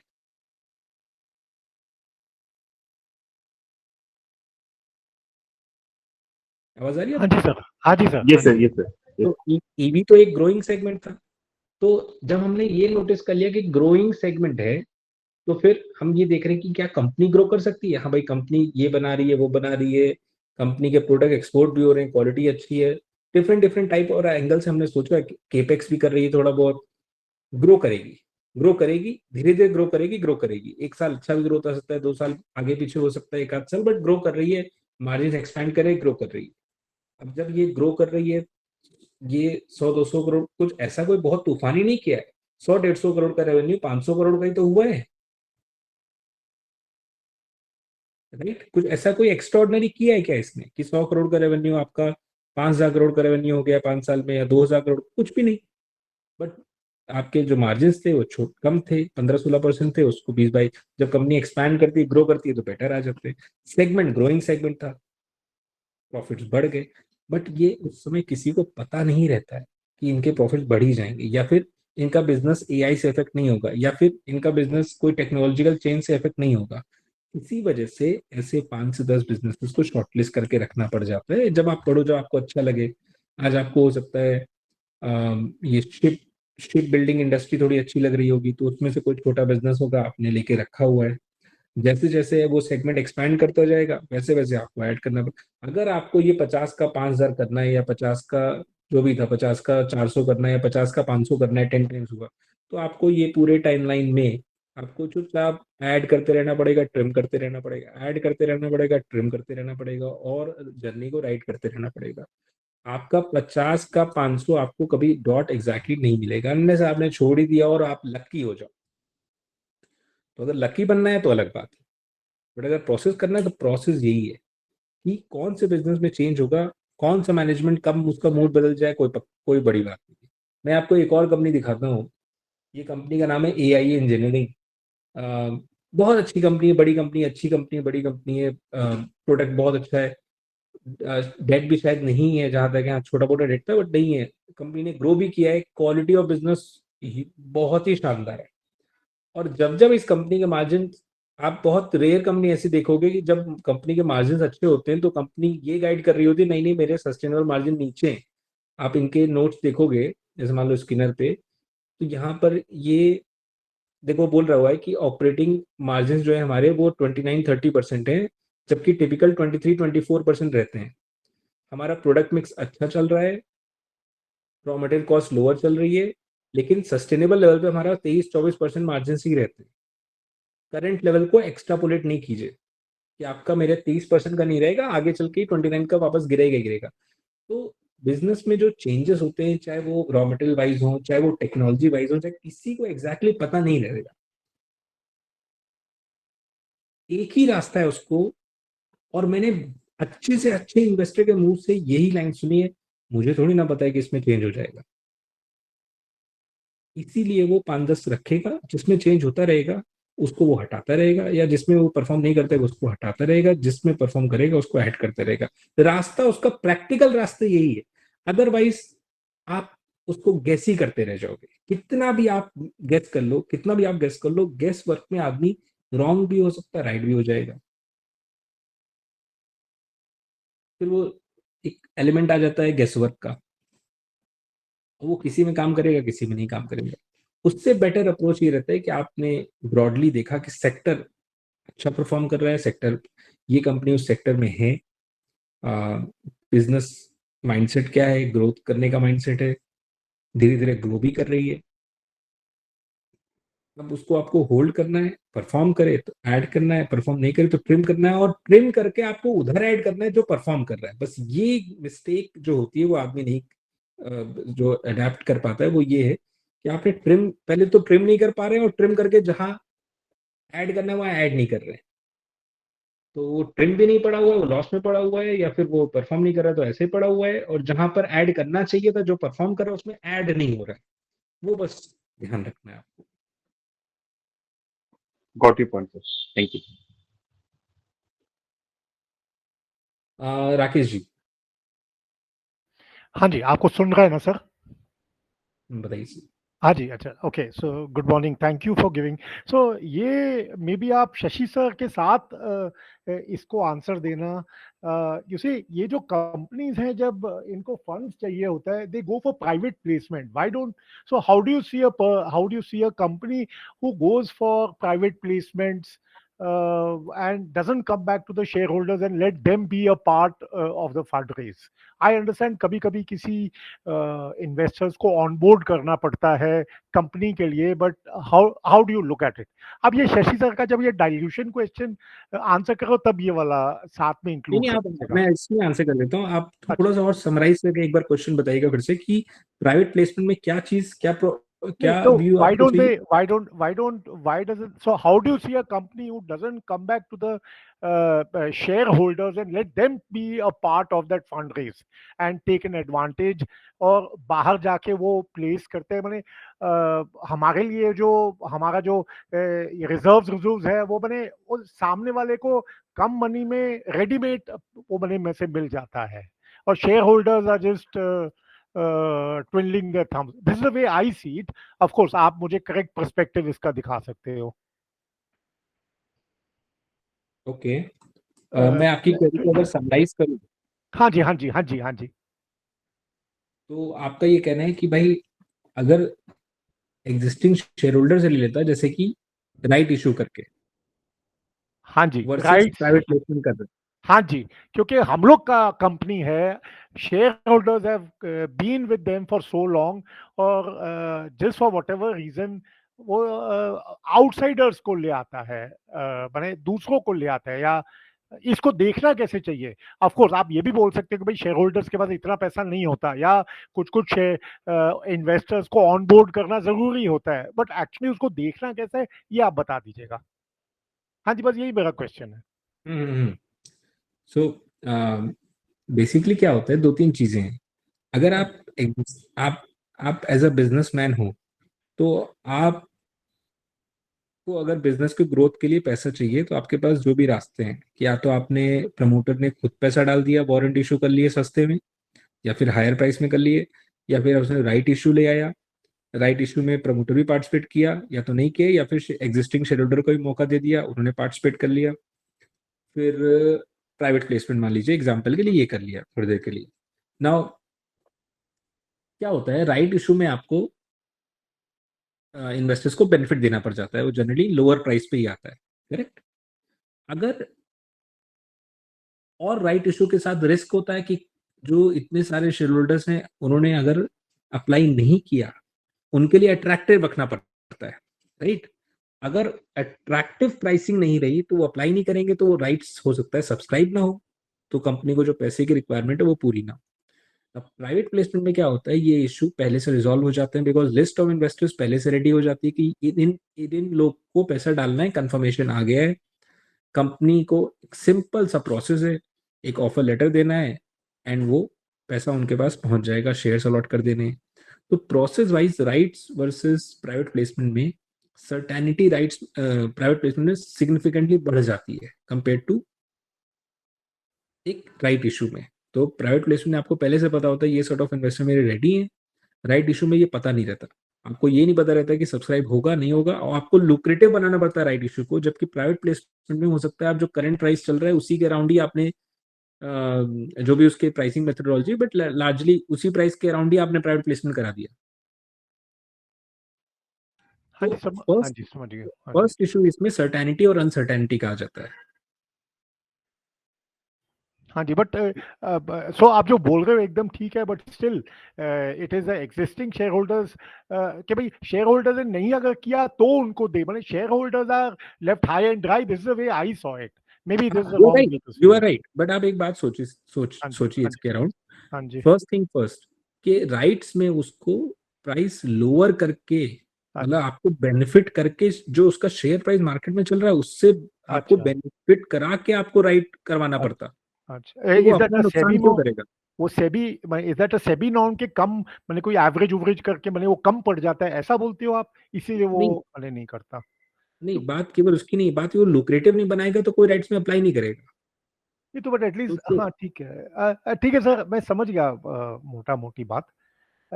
हाँ समझ गया समझ गया मैं, समझ गया, हाँ I got it point. It's only he is a businessman, वो बिजनेसमैन के हिसाब से सोच रहा है, मैं एज अ शेयर होल्डर मैं अपने तरह, यार वो मुझे उसने, मैं 5 साल से था उसके साथ, मुझे उसने दिया नहीं, उधर दे दिया और उनको रेडीमेड प्लेटफॉर्म मैं दूसरे उसमें को मिल एक और गया। एंगल ऐड करता हूँ। हाँ जी हाँ जी देखिए, राइट्स की अगर प्राइसिंग फेयर होगी हाँ तो जी प्रेफरेंशियल के सेम प्राइस पर होगा, करेक्ट। हाँ, तो अगर प्रेफरेंशियल के प्राइस पे ही राइट होगा तो आपको फिर एग्जिस्टिंग शेयर होल्डर तब भी कोई बेनिफिट नहीं होना, फिर आपको ठीक बेनिफिट कब फिर होना है? फिर ठीक है, और फिर ठीक है। प्रेफरेंशियल में जो प्राइस पे प्रेफरेंशियल कर रहा है वही लार्जली वही प्राइस मार्केट में अवेलेबल भी है, अनलेस अनटिल वो मार्केट से नीचे अलॉट करा रहा हो, जो कि जनरली होता नहीं, 5-10% ऊपर नीचे, बट इतना ही रहेगा, तो हाँ जी मार्केट से भी आप खरीद ही सकते हैं, कोई हाँ इशू जी नहीं। हाँ जी, समझ गया sir, I got my point, thank you sir, thank you so much. Deepti ma'am. Yeah, good afternoon, sir. Sir, I want to understand a concept. एक हमें गुरजीत सर ने concept बताया था, which really appealed with me, that to invest in companies which are going from loss to profit. Either उसमें कुछ temporary problem थी, उसकी वजह से loss था, or maybe management change or some special situation or something. So I'm tracking some companies in this segment, but इसमें मतलब हमें मतलब कन्विक्शन अपनी कब बढ़ानी चाहिए? जैसे एक दो कंपनीज है जिनका Q1 बहुत अच्छा आया है, तो जैसे मतलब सरप्राइज अर्निंग, जैसे पीड कैंडिडेट हो गया, I think, I am not sure, but जिनकी अर्निंग्स अच्छी आई हैं। एक दो कंपनीज है जैसे जिनमें कोई टेम्पररी प्रॉब्लम है, कोई है डेट रिडक्शन में है, तो हमें जैसे स्लोली स्लोली उसमें एलोकेशन बढ़ानी चाहिए, और मतलब when do we bet big in such companies which are going from loss to profit, कि हमें 2-3 क्वार्टर वॉच करना चाहिए? जनरली लॉस टू प्रॉफिट वाली कंपनीज में it takes some time, but इतना कोई मेजर टाइम नहीं लगता अनलेस अनटिल उनके पास डेट बहुत हैवी हो। Majority companies loss to profit में आ इसलिए नहीं पाती बिकॉज उनके पास डेट इतना हैवी रहता है। अगर वो थोड़ा आ भी रही होती तब तक उनका डेट का रीपेमेंट, इंटरेस्ट का रीपेमेंट ही उनको खत्म कर देता है। अगर कोई डेट फ्री कंपनी है तो लॉस टू प्रॉफिट आने में कोई बहुत बड़ा प्रॉब्लम नहीं आता, बिकॉज अगर कोई भी स्केल्ड अप कंपनी है, बड़ी कंपनी है, तो वो 5% भी ऑपरेटिंग मार्जिन कमाएगी तो भी वो प्रॉफिटेबल ही रहेगी। आप समझ रहे हो मैं क्या कह रहा हूँ? और जनरली खराब से खराब बिजनेस भी 5% ऑपरेटिंग मार्जिन तो बना ही लेता है। ट्रेडिंग बिजनेस में भी 2-4% बन जाते हैं। तो उसको जो मेन परेशानी आती है, प्रॉब्लम्स आती हैं, वो आती है डेट के रिपेमेंट से और डेट के इंटरेस्ट से। तो जब आप ऐसे टर्न अराउंड अपॉर्चुनिटीज देख रहे हैं जहां पर डेट का रोल है, ओके, तो आपको slowly and gradually position buildup करनी पड़ेगी, बिकॉज वो डेट को रिस्ट्रक्चर कराए। उसके बाद डबल 3 इश्यूज हैं। पहला, बिजनेस को टर्न अराउंड करना है। दूसरा, बिजनेस को इतना टर्न अराउंड करना है कि डेट का इंटरेस्ट रिपेमेंट, डेट का भी रिपेमेंट, जो प्रिंसिपल रिपेमेंट है वो भी उतना प्रॉफिट आए, नहीं तो फिर वो कंपनी इंसॉल्वेंसी में चली जाएगी। एंड थर्ड प्रॉब्लम है, उसको डेट को रिस्ट्रक्चर भी कराना है। अगर वो एग्री किए लेंडर्स तो ठीक है, नहीं एग्री किए तो उसको उसी मेथोडोलॉजी पे चलना है। तो जब तो दो सेगमेंट हो गए आपके, एक हुआ नॉन डेट, एक हुआ डेट वाली। तो जो नॉन डेट वाली कंपनी है वहां पर ट्रांसफॉर्मेशन स्लाइटली फास्टर हो जाता है, बिकॉज उसने बिजनेस ट्रांसफॉर्म किया, उसके बाद सेकंड कोई प्रॉब्लम नहीं है। तो आपको फर्स्ट ये ब्रेकअप ध्यान में रखना है। जो डेट वाले में उसको आपको स्लोली बिल्डअप करना है, और वहां में आपको ये ध्यान रखना है कि वो कंपनी अगर रिस्ट्रक्चर कर ले गई जनरली, देन वहां से वो पैटर्न थोड़ा बेटर फास्ट आने लग जाता है, जैसे कि आपकी नॉन डेट में आने लग जाता है। रिस्ट्रक्चरिंग में क्या करता है वो, अभी ये रिसेंट में इसमें हुआ है रिस्ट्रक्चरिंग, फॉर एग्जाम्पल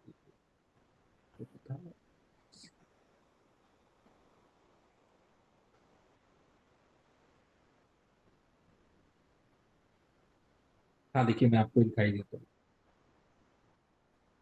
ये मेरे वॉच लिस्ट पे है, मैंने थोड़ा ऐड भी किया है निटको का। ये निटको टाइल्स बनाती है। रेवेन्यू, बड़ा रेवेन्यू आप देख रहे हो, बड़ा रेवेन्यू, उसके बाद भी ऑपरेटिंग लेवल पे कुछ काम नहीं कर पा रहे। हो सकता है कंपनी से पैसे निकाल रहे हो प्रमोटर्स या जैसा भी है थोड़ी देर के लिए।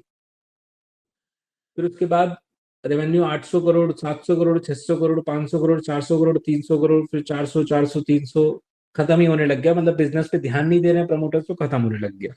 और एक टाइम तक कुछ ऑपरेटिंग प्रॉफिट कमा रहे थे, अब तो कुछ भी नहीं कमा रहे हैं, नीचे जाने लगे, नीचे जाने लग गया। लेकिन अभी रिसेंट में प्रॉफिट आ गया। ये 450 करोड़ का इन्होंने अदर इनकम है, मतलब नेगेटिव है, लॉस है, इन्वेंट्री लॉस है, या जो भी और भी चीजें थी, और देखना पड़ेगा डिटेल में।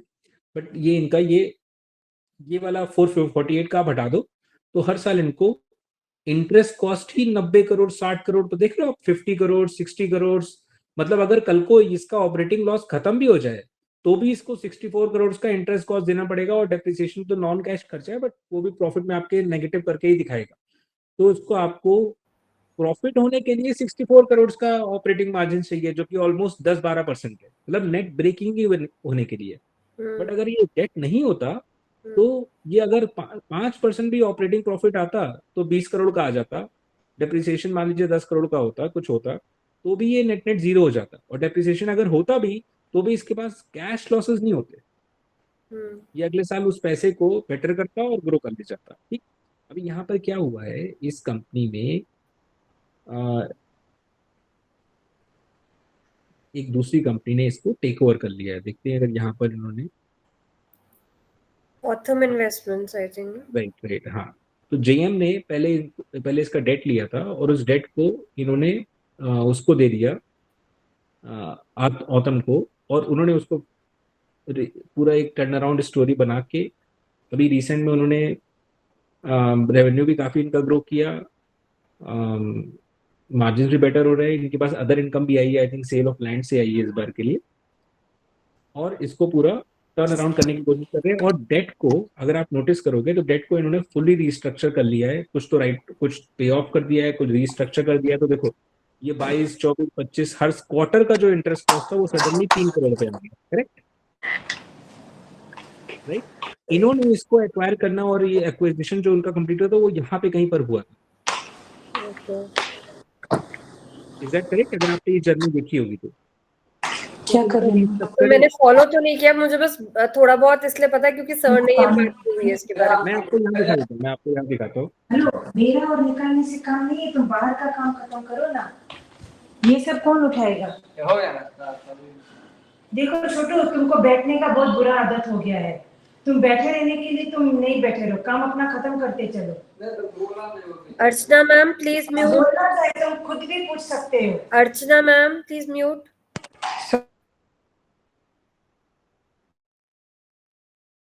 इसके अंदर वो सारी चीज निकाल देगा। स्किनर के एआई फंक्शन काफी अच्छा काम कर रहा है। तो बेसिकली लास्ट आप इसके अनाउंसमेंट भी चेक कीजिएगा, पूरा बिजनेस टर्न अराउंड करने की कोशिश कर रहे हैं। रेवेन्यू में भी ग्रोथ ला रहे हैं, बिजनेस को रिस्ट्रक्चरिंग भी कर दिए काफी।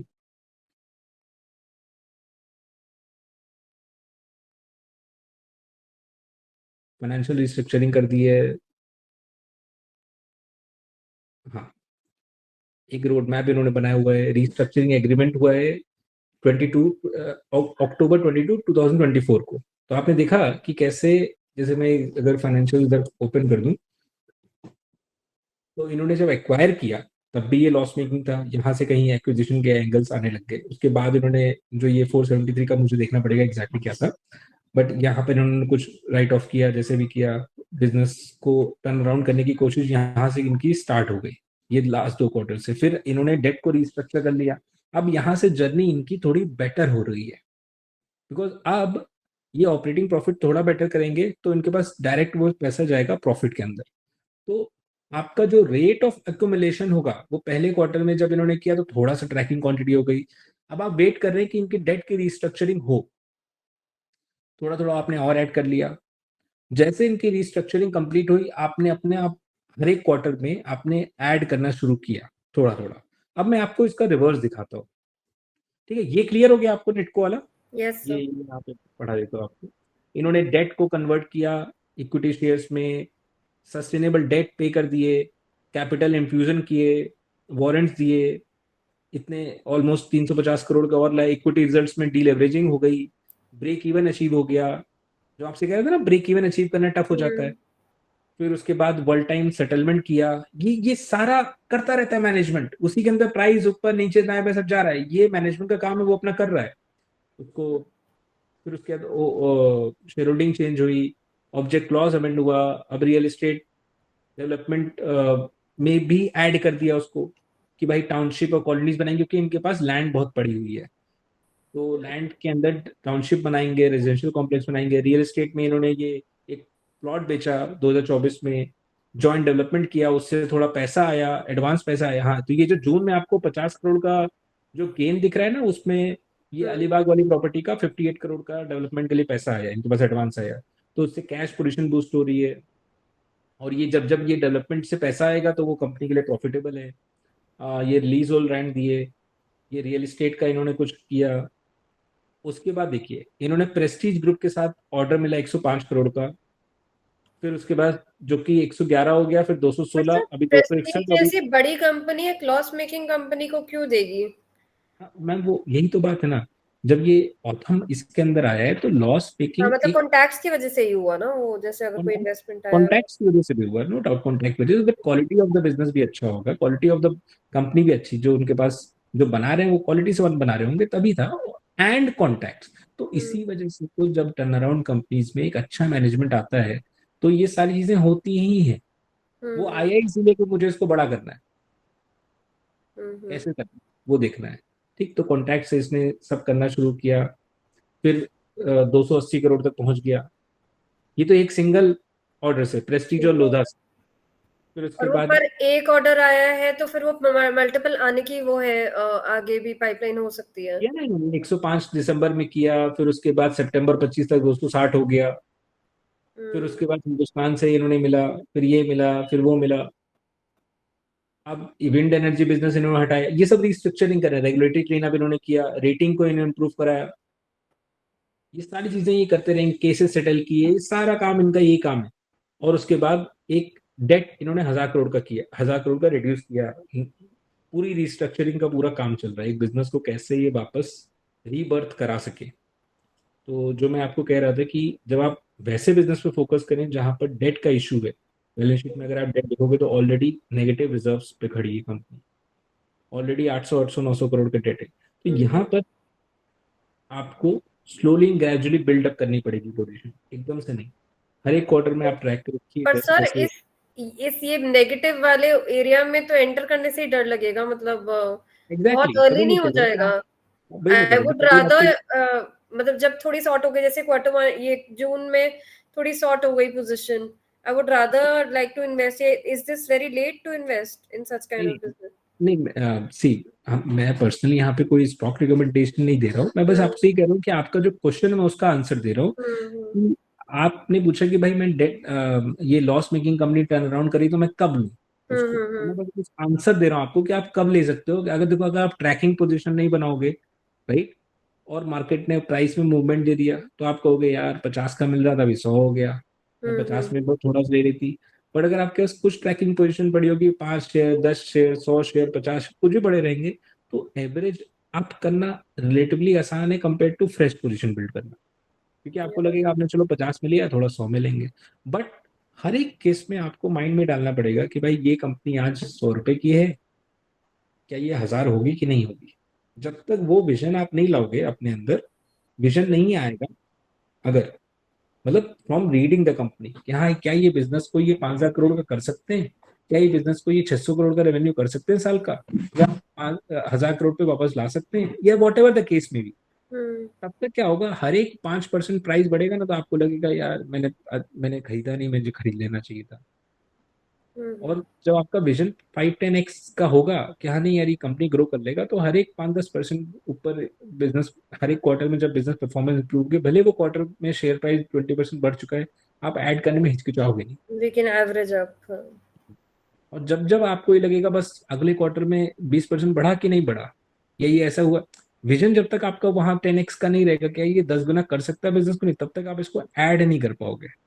और ऐड नहीं कर पाओगे तो फिर क्या होगा, शुरू में जो 50,000 लेके रख दिया या 20,000 का लेकर रख दिया, वो तो हो गया 5x, लेकिन उसने कुछ सिग्निफिकेंट चेंज नहीं किया पोर्टफोलियो में। पोर्टफोलियो में सिग्निफिकेंट चेंज कब आएगा, जब वो आप हर एक क्वार्टर में या हर एक डेवलपमेंट में आप ऐड करते जाओगे, और जो नहीं परफॉर्म कर रहे हैं वहां से रिड्यूस करते जाओगे। तो लास्ट पार्ट ये कि कब आपको इस पे ऐड करना चाहिए, जब लॉस मेकिंग में हो कि जब वो रिस्ट्रक्चरिंग कर ले, तो ट्रैकिंग पोजीशन आप कभी भी इनिशिएट कर सकते हो, थोड़ी सी ट्रैकिंग पोजीशन, फिर उसके बाद आप डेवलपमेंट्स ट्रैक करते रहो। जब तक बिजनेस, अगर डेट की रिस्ट्रक्चरिंग चल रही है तो जब तक डेट की रिस्ट्रक्चरिंग कंप्लीट ना हो तब तक मेजर पोजीशन नहीं आनी चाहिए, बिकॉज उसमें कई बार इक्विटी राइट ऑफ हो जाती है, तो थोड़ी सी रहनी चाहिए आपके पास। फिर जब डेट रिस्ट्रक्चरिंग हो जाए वहां से आप थोड़ा, मतलब आप 2-4 हजार का 10,000 का कुछ भी लेके एक रख लो, ताकि आपको आपको ये रहे कि प्राइस बीच में जब बढ़े, हाँ ट्रैक होता रहे, और प्राइस बीच में जब मूवमेंट दे भी दे और बिजनेस में इंप्रूवमेंट आ गया है तो आपको ऐड करने में हिचकिचाहट ना। अदरवाइज आपको लगेगा मैंने तो इसको 50 रुपये देखा था, अभी तो 120 चल रहा है, अब मैं कैसे ऐड। तो ये है। एंड इसका रिवर्स भी मैं आपको बताता हूँ, ये तो चलो बेटर कर रही है, इसका रिवर्स जो मैंने देखा बहुत और परफॉर्म नहीं किया, इट वॉज अ लर्निंग, ये शालीमार पेंट्स।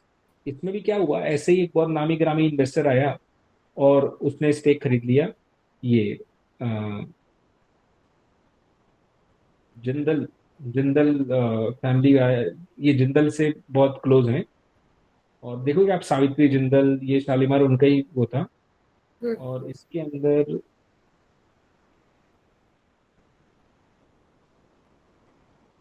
ये अशोक कुमार गुप्ता राजस्थान ग्लोबल, जो नाम अभी दिख नहीं रहा है, बेसिकली ये एपीएल अपोलो वाले जो थे ना, वो इस बिजनेस को टर्न अराउंड कर रहे थे, उनको प्रेफरेंशियल अलॉटमेंट या कुछ दिया था और नहीं कर पाया उसको, पेंट बिजनेस में नहीं कर पाया, बहुत कोशिश किया लेकिन अल्टीमेटली मैं तो मिल के आया था शालीमार पेंट्स में 2016-17 में, प्रमोटर के साथ बैठा था, एपीएल अपोलो के भाई इसके अंदर चेयरमैन थे या जैसा भी था, और पूरी वही बता रहे हैं कि हम इसको टर्न अराउंड करेंगे और अभी ये डेट रीस्ट्रक्चर करेंगे और अभी ऐसे करेंगे अभी वैसे करेंगे, अल्टीमेटली कुछ हो नहीं पाया।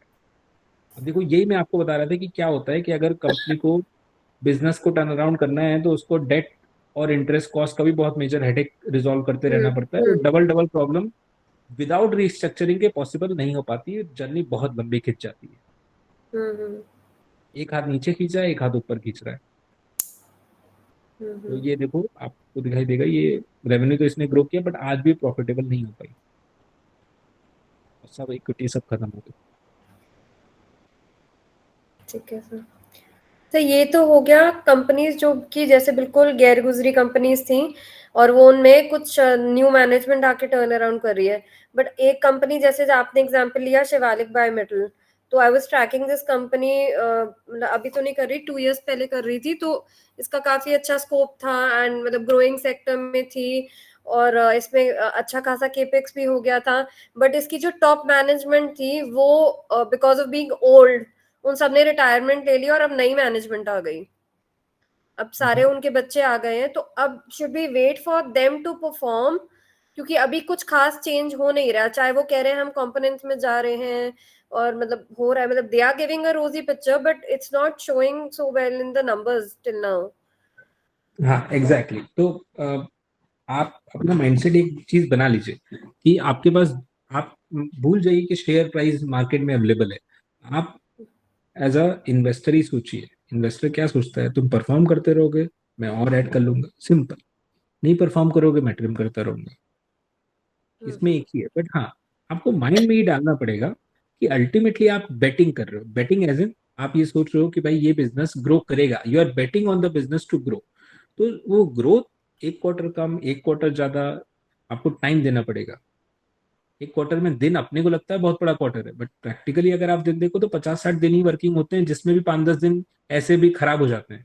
तो 40-50 दिन में वो क्या ही करके आपको तूफान मचा के दे देगा।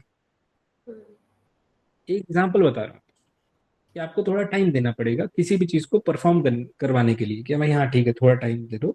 अगर आपको लग रहा है शेयर प्राइस नहीं परफॉर्म कर रहा है तो आप थोड़ा ट्रिम कर लो, कहीं और ऐड करना है तो ऐड कर लो, वापस परफॉर्म करने लग जाए तो वापस ऐड कर लो। उसका यही रास्ता है। मतलब अदरवाइज यही है कि इसको ग्रेजुअली ही बिल्डअप करना पड़ेगा, मतलब किसी हाँ, भी कंपनी में किसी जिसमें भी कंपनी में टेम्पररी ग्रेजुअली ही प्रॉब्लम है बिल्डअप करना, या कुछ है। हाँ किसी भी कंपनी में ग्रेजुअली बिल्डअप करना पड़ेगा hmm. As it keeps on. मैं ये बता रहा हूँ, मैंने शालीमार पेंट्स मैंने आपको दोनों साइड दिखाए, यस एक सर। नेटको का भी दिखाया एक इस शालीमार का भी दिखाया। और ये दोनों ही, नेटको तो आज हो रहा है, आगे कैसा होगा पता नहीं, बट मुझे कॉन्फिडेंस लग रहा है मैनेजमेंट जिस हिसाब से एक्सट्रीमली फास्ट उसने टर्न अराउंड किया है। वेरी रेयरली मैंने ऐसा देखा है, बहुत रेयरली। और इसके अंदर इसने, अगर आप क्वार्टर लेवल पे सेल्स भी देखो तो जो टाइल का था, जो पहले 74, 100, 92, 80, 79, वो अब वापस 93, 91 नीचे से अगर देखो तो चेंज आना शुरू होने लग गया है। तो कहीं ना कहीं थोड़ी ग्रोथ पे रिटर्न करने की कोशिश कर रहे हैं। प्लस प्रेस्टीज का जो ऑर्डर मिल रहा है वो कहीं ना कहीं मार्जिन एक्रेटिव तो होगा ही होगा। एसेट है ही है इसके पास, तो मतलब एक एक इम्प्रूवमेंट चल रहा है। बट अगेन आप ये याद रखना, किसी को नहीं पता है कि कोई कुछ कर पाएगा नहीं कर पाएगा, प्रोबेबिलिटी है। अच्छी लग रही है रखेंगे, आगे अगर नहीं परफॉर्म करेगा शालीमार पेंट्स बन जाएगा, जो कि होगा। अब याद रखना, मैंने इसको यही डॉट यही इसी के आसपास गया था, मैं मिल के आया हूँ, मैंने सब देख के भी आया। मुझे लगा क्या, मतलब ऑब्वियस सी बात है भाई, मैनेजमेंट कह रहा है कि मैं उसको टर्न अराउंड करूंगा जैसे नेटको में कह रहा है, तो you would have to believe. तो ये दोनों केस इस तरीके से है कि आपको दोनों में पोजीशन थोड़ी थोड़ी रखनी पड़ेगी। शालीमार ने परफॉर्म नहीं किया, आपको उसमें एग्जिट करके नेटको में डालना पड़ेगा, सिंपल। अदरवाइज हो सकता है शालीमार अच्छा कर जाता है, क्यों शालीमार का नाम इतना पुराना था, राइट। शालीमार पेंट जैसा होम ग्रोन नहीं, नेटको से बेटर ब्रांडिंग थी। बट आई ये थिंक जैसे टर्नअराउंड, पेंट सेक्टर इतना वो क्लास वो हो गया, मतलब बहुत ही हर लोग सब लोग घुस गए उसमें। I think may be because of that paint sector is not performing, competition बहुत हो गया। टाइल्स में भी तो ऐसा ही है, टाइल्स में भी ऐसे, टाइल्स भी कमोडिटी, हाँ वैसे ही है। एग्जैक्टली। तो इसका मतलब मैटर क्या है, मैटर है कि कौन उसको रन कर रहा है, कितना स्ट्रांगली वो करा पा, ओके। That is all. तो इसमें भी यही हुआ, अल्टीमेटली पैसा नहीं बना। तो जब आप टर्न अराउंड स्टॉक्स में इन्वेस्ट करोगे तो कभी पैसा बनेगा कभी नहीं बनेगा। बट आप अगर उसके अंदर दो चार आपको रखने पड़ेंगे, या दो चार क्या, मतलब बेसिकली आपको जो नहीं परफॉर्म कर रहा है उस पर एग्जिट करना पड़ेगा। हो सकता है कोई आपका दूसरी कंपनी हो उसमें आपको ऐड करना पड़ेगा, दैट इज ऑल। और तब भी बीच में कोई प्राइस की मूवमेंट आई, उसमें भी आई भी जाती है।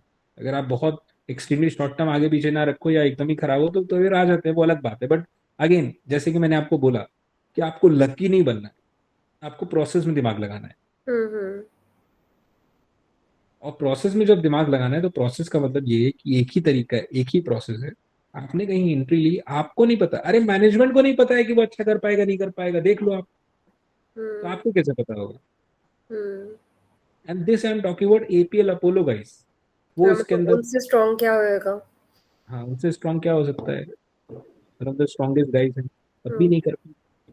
हम्म तो नेट नेट होता क्या है मैम, कि जब आप इस तरह के चीजें करती हैं तो किसी में आपका 5x बन जाता है, 2x बन जाता है, किसी में 10x बन जाता है, किसी में आप 10-20% के लॉस में निकल जाते हैं। यहाँ भाई परफॉर्म नहीं कर रहा है, साल भर से वेट कर रहे हैं, परफॉर्म नहीं कर रहा है। हम्म अल्टीमेटली किसी भी स्ट्रेटजी को आप फॉलो करो, किसी भी तरीके से आप करो, अल्टीमेटली सबका 20-30-40% सीएजीआर ही बनता है, और कुछ बहुत एक्स्ट्रॉर्डनरी नहीं बनता, अनलेस कि कोई लकी हो, जो स्टॉक 50x होने वाला उसी में उसने 50 लाख डाल दिया, 10 लाख डाल दिया, दैट इज ऑल। और वो होता नहीं है, बिकॉज जब वो बहुत छोटा होता है तो कॉन्फिडेंस नहीं आ रहा होता है, हम्म जब वो बड़ा हो जाता है तो स्टॉक प्राइस महंगा हो जाता है, फिर ये हो जाता है, फिर वो हो जाता है, दुनिया भर के इमोशंस आते हैं। फिर जिस साल परफॉर्म नहीं कर रहा था उस साल होल्ड नहीं कर मिलता है, और जब अगले साल वो जंप कर जाता है, परफॉर्मेंस आने लग जाता है, तो प्राइस इतना शूट अप कर जाता है, वापस बाय नहीं कर मिलता है। तो इसी वजह से इन सब का बीच का रास्ता यही है, जो एक लाइन में कह रहा हूँ आपको, कि आप अपने, आपके पोर्टफोलियो में अगर 20 चीजें हैं, 15 चीजें हैं, आप उसको एनालाइज करते रहो, जिसमें अच्छा नहीं कर रहा है उसको ट्रिम करके, जो अच्छा कर रहा है उसको ऐड करते रहो। हम्म अल्टीमेटली वो सबसे बेटर रास्ता वही देगा। जैसे मान लो आपको नेटको और शालीमार दोनों होता है आपके पास, आप हम्म इसको हर क्वार्टर ट्रैक कर रहे हो, यार ये तो मैनेजमेंट बोल रहा है कब से टर्न अराउंड कर लेगा, 4 क्वार्टर हो गए अभी भी टर्न अराउंड नहीं कर पाया, छोड़ो हम्म हटाओ, दोबारा देखते हैं, वापस टर्न अराउंड जब होगा तब देखा जाएगा। या फिर जब टर्न अराउंड हो जाए तभी आपने लिया। हाँ प्लीज। हम्म से इससे रिलेटेड, मतलब जैसे मैनेजमेंट की बात में मैं उलझ गई। एक one of the companies I was invested in in its शक्ति पंप, जो कि गवर्नमेंट की पीएम कुसुम योजना एक है, उसके ऑर्डर्स पे थी। तो उसको बहुत अच्छे ऑर्डर्स आ रहे थे, and with not a very big allocation I made a good, मतलब आई थिंक 5x और something in that, but allocation was small. But उसमें ऑर्डर्स कब सूख गए पता ही नहीं चला मुझे, क्योंकि वो मैनेजमेंट हमेशा बोलती रहती थी everything is good, everything is good. तो मतलब I can't ride the whole way, I can't book my profits, मतलब काफी नीचे में निकली उससे। बट इस तरह की कंपनी जो ऑर्डर बेस्ड होती है और मैनेजमेंट बोली जा रही है कि नहीं सब कुछ सही है, सब कुछ सही है, इस पे थोड़ा सा ट्रिकी हो जाता है ना हम लोग को ट्रैक करना। आई एग्री, ऐसा होता है। और कभी कभार मैं आपको फ्रैंकली और ऑनेस्टली बता रहा हूँ, कभी कभार मैनेजमेंट को भी लगता है कि हाँ जो जो बोल रहा है उसको लगता है इसीलिए बोल रहा होता है, बट हाँ, आगे, क्योंकि अब अगेन वो पीएम कुसुम 2.0 आ रही है। अब अगेन ऑर्डर शुरू हो गए हैं उसमें, बट हाँ there was a period of slump in between. हाँ हो जाता है, हो जाता है। एंड इसलिए मैं आपसे कह रहा हूँ, किसी में आपका डॉट टू डॉट नहीं बन सकता। आपको ऐसे ही, जैसे आप परफेक्टली आपने बोला कि अगर नहीं परफॉर्म कर रहा है, दो चीज को आपको बस ध्यान रखना है, management will always be optimistic about their business. कोई भी माँ अपने बच्चे को खराब नहीं कहती, आपको ये हमेशा याद रखना। बट अगर बिजनेस परफॉर्म नहीं कर रहा है, आप अपना ट्रिम कर लीजिए। परफॉर्म करेगा तो आपको क्या होगा, 20% ऊपर ही तो लेना पड़ेगा प्राइस, बट फिर वो आपको कंसोलिडेशन पीरियड से हटने लगेंगी, या उसका नहीं हो पा रहा है तो हटने लगेंगी, या जैसा भी आपको दिख रहा होगा। मतलब जब साइंस ऑफ रिकवरी आए तब अगेन एंटर कर लो। हाँ, आपको ट्रिम करना है, आपको ये ध्यान ट्रिम रखना है कि करना। कौन सी चीजों में आपको फुल्ली एग्जिट करना है, जहां पे मैनेजमेंट बोल कुछ रहा है, हो कुछ रहा है, हो कुछ और रहा है, या हो ही नहीं रहा है, वो एग्जिटेबल है। जहां पे आप रिलेट नहीं कर पा रही, जहां पे आप प्रोग्रेस को समझ नहीं पा रही, कुछ भी हो रहा है, वो बिजनेस आपको रखना ही नहीं है। और जहां पे आप प्रोग्रेस को रिलेट कर पा रही है, जहां पे आप सब कुछ कर पा रही है, वहां पे डाउन पीरियड आएंगे। डाउन पीरियड में आपको ये याद रखना है, क्या ये डाउन पीरियड परमानेंट है, ये क्या ये डाउन पीरियड टेम्परेरी है। जैसे कि डाउन पीरियड परमानेंट कब हो सकता है, भाई अब गवर्नमेंट कह रही है कि नहीं हम इथेनॉल मिक्स ही नहीं करेंगे पेट्रोल में, तो अब इथेनॉल के ऑर्डर नहीं आएंगे, राइट। वो मिक्स ही करना बंद कर दे, मिक्स करना नहीं बंद करेगा। अगर जब तक मिक्स करना नहीं बंद कर रहा है तब तक पीरियड ऑफ डाउन ट्रेंड हो सकता है। जैसे रोड बनाना बंद कर दिया अगर गवर्नमेंट, या बोले कि अब और हाईवेज नहीं बनाएंगे, अभी हम लोग सिटी रोड पे फोकस करेंगे, तो हो सकता है वो अलग ही इशू आ जाए, डाउन ट्रेंड परमानेंट आ जाए। बट अगर एक temporary period of down trend रहेगा, वहां पर आप ट्रिम कर सकते हो कि ठीक है यार अभी ये कम है, हो सकता है मुझे और मिल जाए ऊपर अच्छे, मतलब थोड़े टाइम बाद ये नीचे वाली प्राइस में मुझे मिल जाए, तो मैं थोड़ा सा ट्रिम कर लेती हूँ। बट ओवरऑल अभी बिजनेस में ग्रोथ आएगी, मैनेजमेंट भी कह रहा है, और ये प्रोडक्ट भी ऐसा है, ये है वो है, अच्छा है, बट हाँ थोड़ा ट्रिम कर लेते हैं बिकॉज अभी परफॉर्मेंस नहीं है। Okay.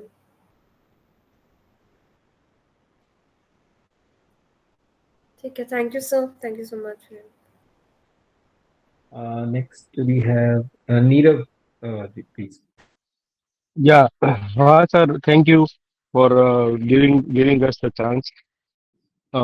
मैं ऐसा पूछना चाह रहा हूँ सर कि जैसे अभी कोई मैच्योर बिजनेस है, जैसे बैंकिंग सेक्टर हो गया, जैसे आईटी सेक्टर हो गया, उसमें भी टर्न अराउंड कोई ना कोई, मतलब मैच्योर से भी वो लोग वो कंपनियां यंग होने के लिए कुछ ना कुछ नया बिजनेस ट्राई करती है, या तो फिर अच्छे सेगमेंट में जाने का ट्राई करते हैं।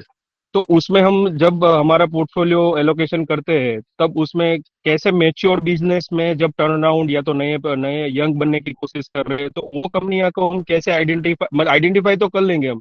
जैसे कोई ऐसा है कि बैंकिंग सेक्टर में कोई ऐसा है कि भाई एनबीएफसी है और गोल्ड लोन का बिजनेस नहीं कर रहा था, तो हम उसको ट्रैक करें कि भाई गोल्ड के बिजनेस में आया। जैसे आईटी सेक्टर से, तो आईटी सेक्टर ऐसे मैच्योर चल रहा था, उसमें भी छोटी कंपनियां होगी 50,000 मार्केट कैप की, और वो कुछ नया एआई के रिलेटेड ट्राई कर रहे हैं, तो उसमें से हम वो पोर्टफोलियो का पार्ट, एलोकेशन ऑफ पार्ट रखना चाहिए, या तो कैसे रखना चाहिए और कैसे उसको फ्यूचर में देख सकते हैं हम।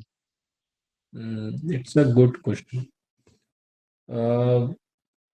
अभी रिसेंट में आपने आईडीएफसी फर्स्ट बैंक का केस सुना होगा, जिसमें वो कैपिटल फर्स्ट को उसने खरीदा और बी वैद्यनाथन उसको रन करने आए, और अल्टीमेटली वो ग्रो नहीं कर पाया, वो पूरा का पूरा आईडीएफसी फर्स्ट बैंक इतना ग्रो नहीं कर पाया, और बहुत फ्रस्ट्रेटेड हो गए बहुत या सारे इन्वेस्टर्स, बिकॉज उनको लगा कि यार ये तो कर ले जाएगा, ये तो कर ले जाएगा, एंड ऑल दोस थिंग्स। तो दो तीन चीजें हैं। एक, आप अपना क्वेश्चन को एक लाइन में बोल सकते हो फिर से एक बार? जैसे मैच्योर बिजनेस है कोई इंडस्ट्री का, और वो नया यंग बनने का मतलब नया कोई सेगमेंट ट्राई कर रहा है, तो मैच्योर बिजनेस तो उसके कैश फ्लो तो सही रहेंगे। जैसे कोई बैंकिंग कंपनी है, तो उसका जो मैच्योर बिजनेस अभी चल रहा है, या तो आईटी का है, इन्फोसिस ले ले, हम छोटी कंपनी लेते हैं, मैं तो इन्फोसिस बोल रहा हूँ, तो उसका कैश फ्लो तो जनरेट उसके आईटी के बिजनेस से आ ही रहा है। अब वो एआई में कुछ नया कर रहा है, या तो जीपीयू में ला रहा है, ऐसे कोई भी बिजनेस, बजाज स्टील का हम ले लेके, उसका कॉटन जिनिंग का बिजनेस है, वो कंटिन्यू चल रहा है और वो पीईबी में जा रहा है, तो उसका मार्केट कैप इतना हाई नहीं है, तो उसमें भी ग्रोथ हो सकता है। तो ऐसे कैसे हम उसको मतलब पोर्टफोलियो में ऐड करके रखना चाहिए, या तो कितना एलोकेशन देना चाहिए, और उसको कैसे देखें? ओके, समझ गया। तो देखो, दो तीन चीजें हैं। आप इसको जब ओनर के लेवल से सोचोगे तो आपको और अच्छी क्लैरिटी मिलेगी। मैं आपको उस पर्सपेक्टिव से बताता हूँ। जैसे मान लीजिए फॉर एग्जांपल एक कंपनी है जो कि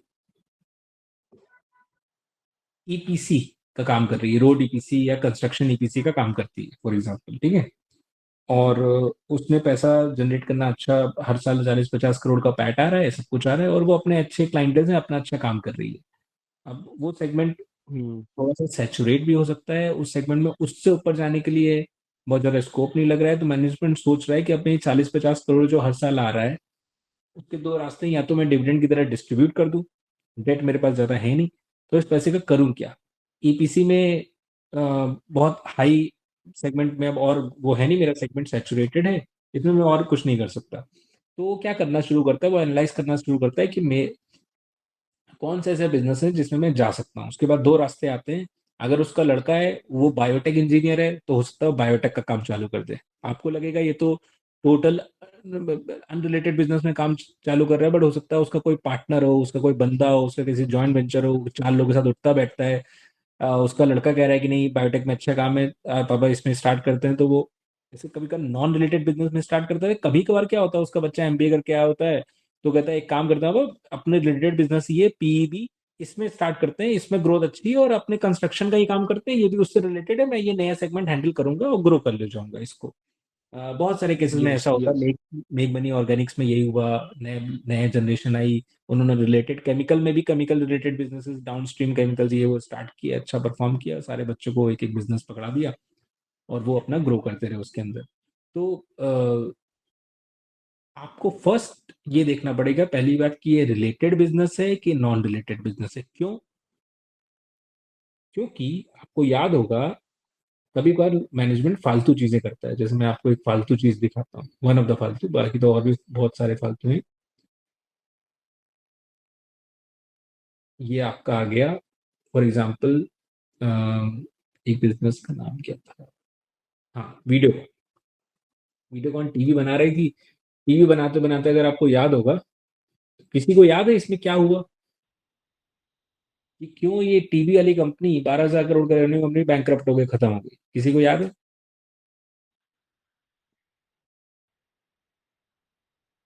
No, sir. तो कंपनी जानते हैं बट क्यों हो गया नहीं वो पता। कुछ ऑयल फील्ड्स लिए थे, कुछ ऑयल में चले गए थे, and I think it ये get बहुत into अच्छा many this thing of refrigerator and all those sort of kitchen appliances. Consumer segment में तो अच्छा कर ही रहा था मैम, खुशी में आपने सही बताया, कंज्यूमर सेगमेंट में अच्छा कर ही रहा था, बढ़िया काम कर रहा था, बढ़िया ब्रांड था। इन्होंने सोचा कि जब अंबानी बन सकता है ऑयल फील्ड और ये रिफाइनरी लगा के, तो क्यों ना मैं भी कुछ करता हूँ ऑयल रिलेटेड में। आता जाता कुछ था नहीं, डेट बहुत ले लिया, एक्सप्लोरेशन हुआ नहीं, अल्टीमेटली जो था वो भी खत्म हो गया। ये क्रूड ऑयल नेचुरल गैस वाला इसका सेगमेंट जो था, और करते करते जो मेन सेगमेंट था उसका ही खत्म ही हो गया। तो कभी कभार अनरिलेटेड बिजनेस में जाते हैं और ऑयल फील्ड के चक्कर में डेट बढ़ा लिया और डेट ने इनकी कंपनी खत्म कर दी। एनीवे, तो ये एग्जांपल मैं देना चाह रहा था कि कभी कभार मैनेजमेंट टोटली अनरिलेटेड बिजनेस में चला जाता है, टोटली अनरिलेटेड बिजनेस में। तो आपको ये देखना पड़ेगा कि भाई टोटली अनरिलेटेड में जा रहा है तो कैसे जा रहा है, मतलब कौन है क्या है। अगर आपको सफिशिएंट आंसर्स नहीं मिल रहे हैं तो आप दूर हो जाइए वहां पर। क्यों?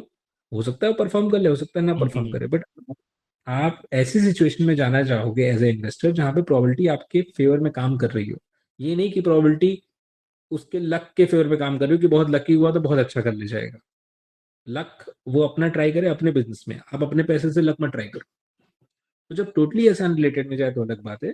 अदरवाइज अगर उसने पास में परफॉर्मेंस किया है और सिमिलर लाइन ऑफ बिजनेस है, तो आप रीजनेबल एश्योरेंस के साथ थोड़ा थोड़ा आप ट्रैक करके उसको आगे बढ़ जाते हो, और जनरली मोर देन 50% चांसेस रहते हैं कि वो धीरे धीरे धीरे धीरे उस सेगमेंट को बड़ा कर ले जाएगा, बट विद टाइम ही आपको पता लगेगा। अगर पास्ट ट्रैक रिकॉर्ड अच्छा है, उसने पास्ट में बिजनेस में अच्छा किया है, एंड नई जनरेशन आ रही है, नए जनरेशन भी रिलेटेड बिजनेस है, तो जनरली अच्छा कर जाते हैं बिकॉज उनके कॉन्टैक्ट्स होते हैं, उन्हीं सेगमेंट में होते हैं। कुछ भी गलती बच्चे करते हैं तो जो मेन ओनर होता है वो उसको करेक्ट करने के लिए, उसके बाद एक्सपीरियंस होता है, कि कैपिटल रहती है, इंडस्ट्री कनेक्ट रहते हैं, सारी चीजें रहती ही रहती हैं। तो वो एक तरीके से फ्रेश बिजनेस नहीं स्टार्ट कर रहे होते हैं कोई लोग, वो अपने ही सेगमेंट्स को और एक्सपैंड करने के लिए दो चार चीजें ऐड कर रहे होते हैं। तो सिमिलर लाइन ऑफ बिजनेस में जनरली वर्कआउट कर जाता है। कंप्लीटली अनरिलेटेड में लक हो जाता है कि भाई काम करेगा, हो सकता नहीं भी करे, बट हाँ, ये इसके अंदर मेरे टू थॉट्स है। कोई आपकी क्वेरी हो तो आई कैन आंसर। हाँ, और सर उसमें ही बस वो समझ गया मैं। अभी उस वो एलोकेशन आप पोर्टफोलियो लेवल पे आप एलोकेशन इसको कर सकते हैं, या तो मतलब छोटा पार्ट में करते हैं कि मैच्योर बिजनेस को मतलब नहीं नहीं, प्रोग्रेसिंग लेवल पे बिल्कुल कर रखना सकते हैं। चाहिए कि मैं आपको एग्जांपल देता हूँ अगेन। मैं आपको हर एक चीज क्यों एग्जांपल देने की बता रहा हूँ कि देखो, मैं आपको दोनों साइड की एग्जांपल दे रहा हूँ, वर्कआउट करता है, वर्कआउट नहीं भी करता है। मैं आपको एक इतना क्लासी एग्जांपल देता हूँ, अरमान फाइनेंशियल का। ये स्टोरी अगेन 2014-15 से मैंने अपनी आंखों के सामने देखी है, मैनेजमेंट से मिला हूँ। जो हुआ है वही मैनेजमेंट कह रहा था और वही मुझे थोड़ा बहुत लग भी रहा था और वैसा ही हुआ, और कुछ भी नहीं। तो इसमें क्या हुआ, अगर आप देखोगे 2014, यहाँ पे आप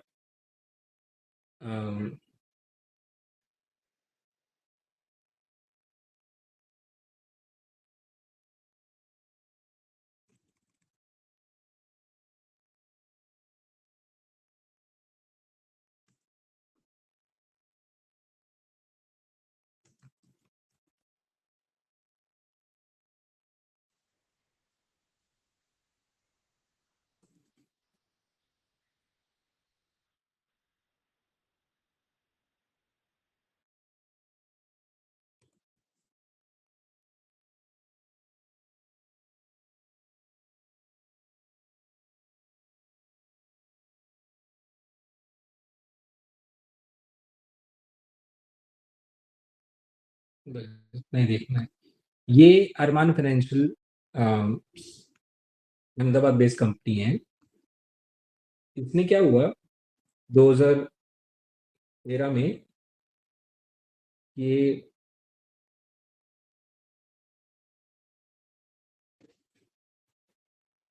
एक second.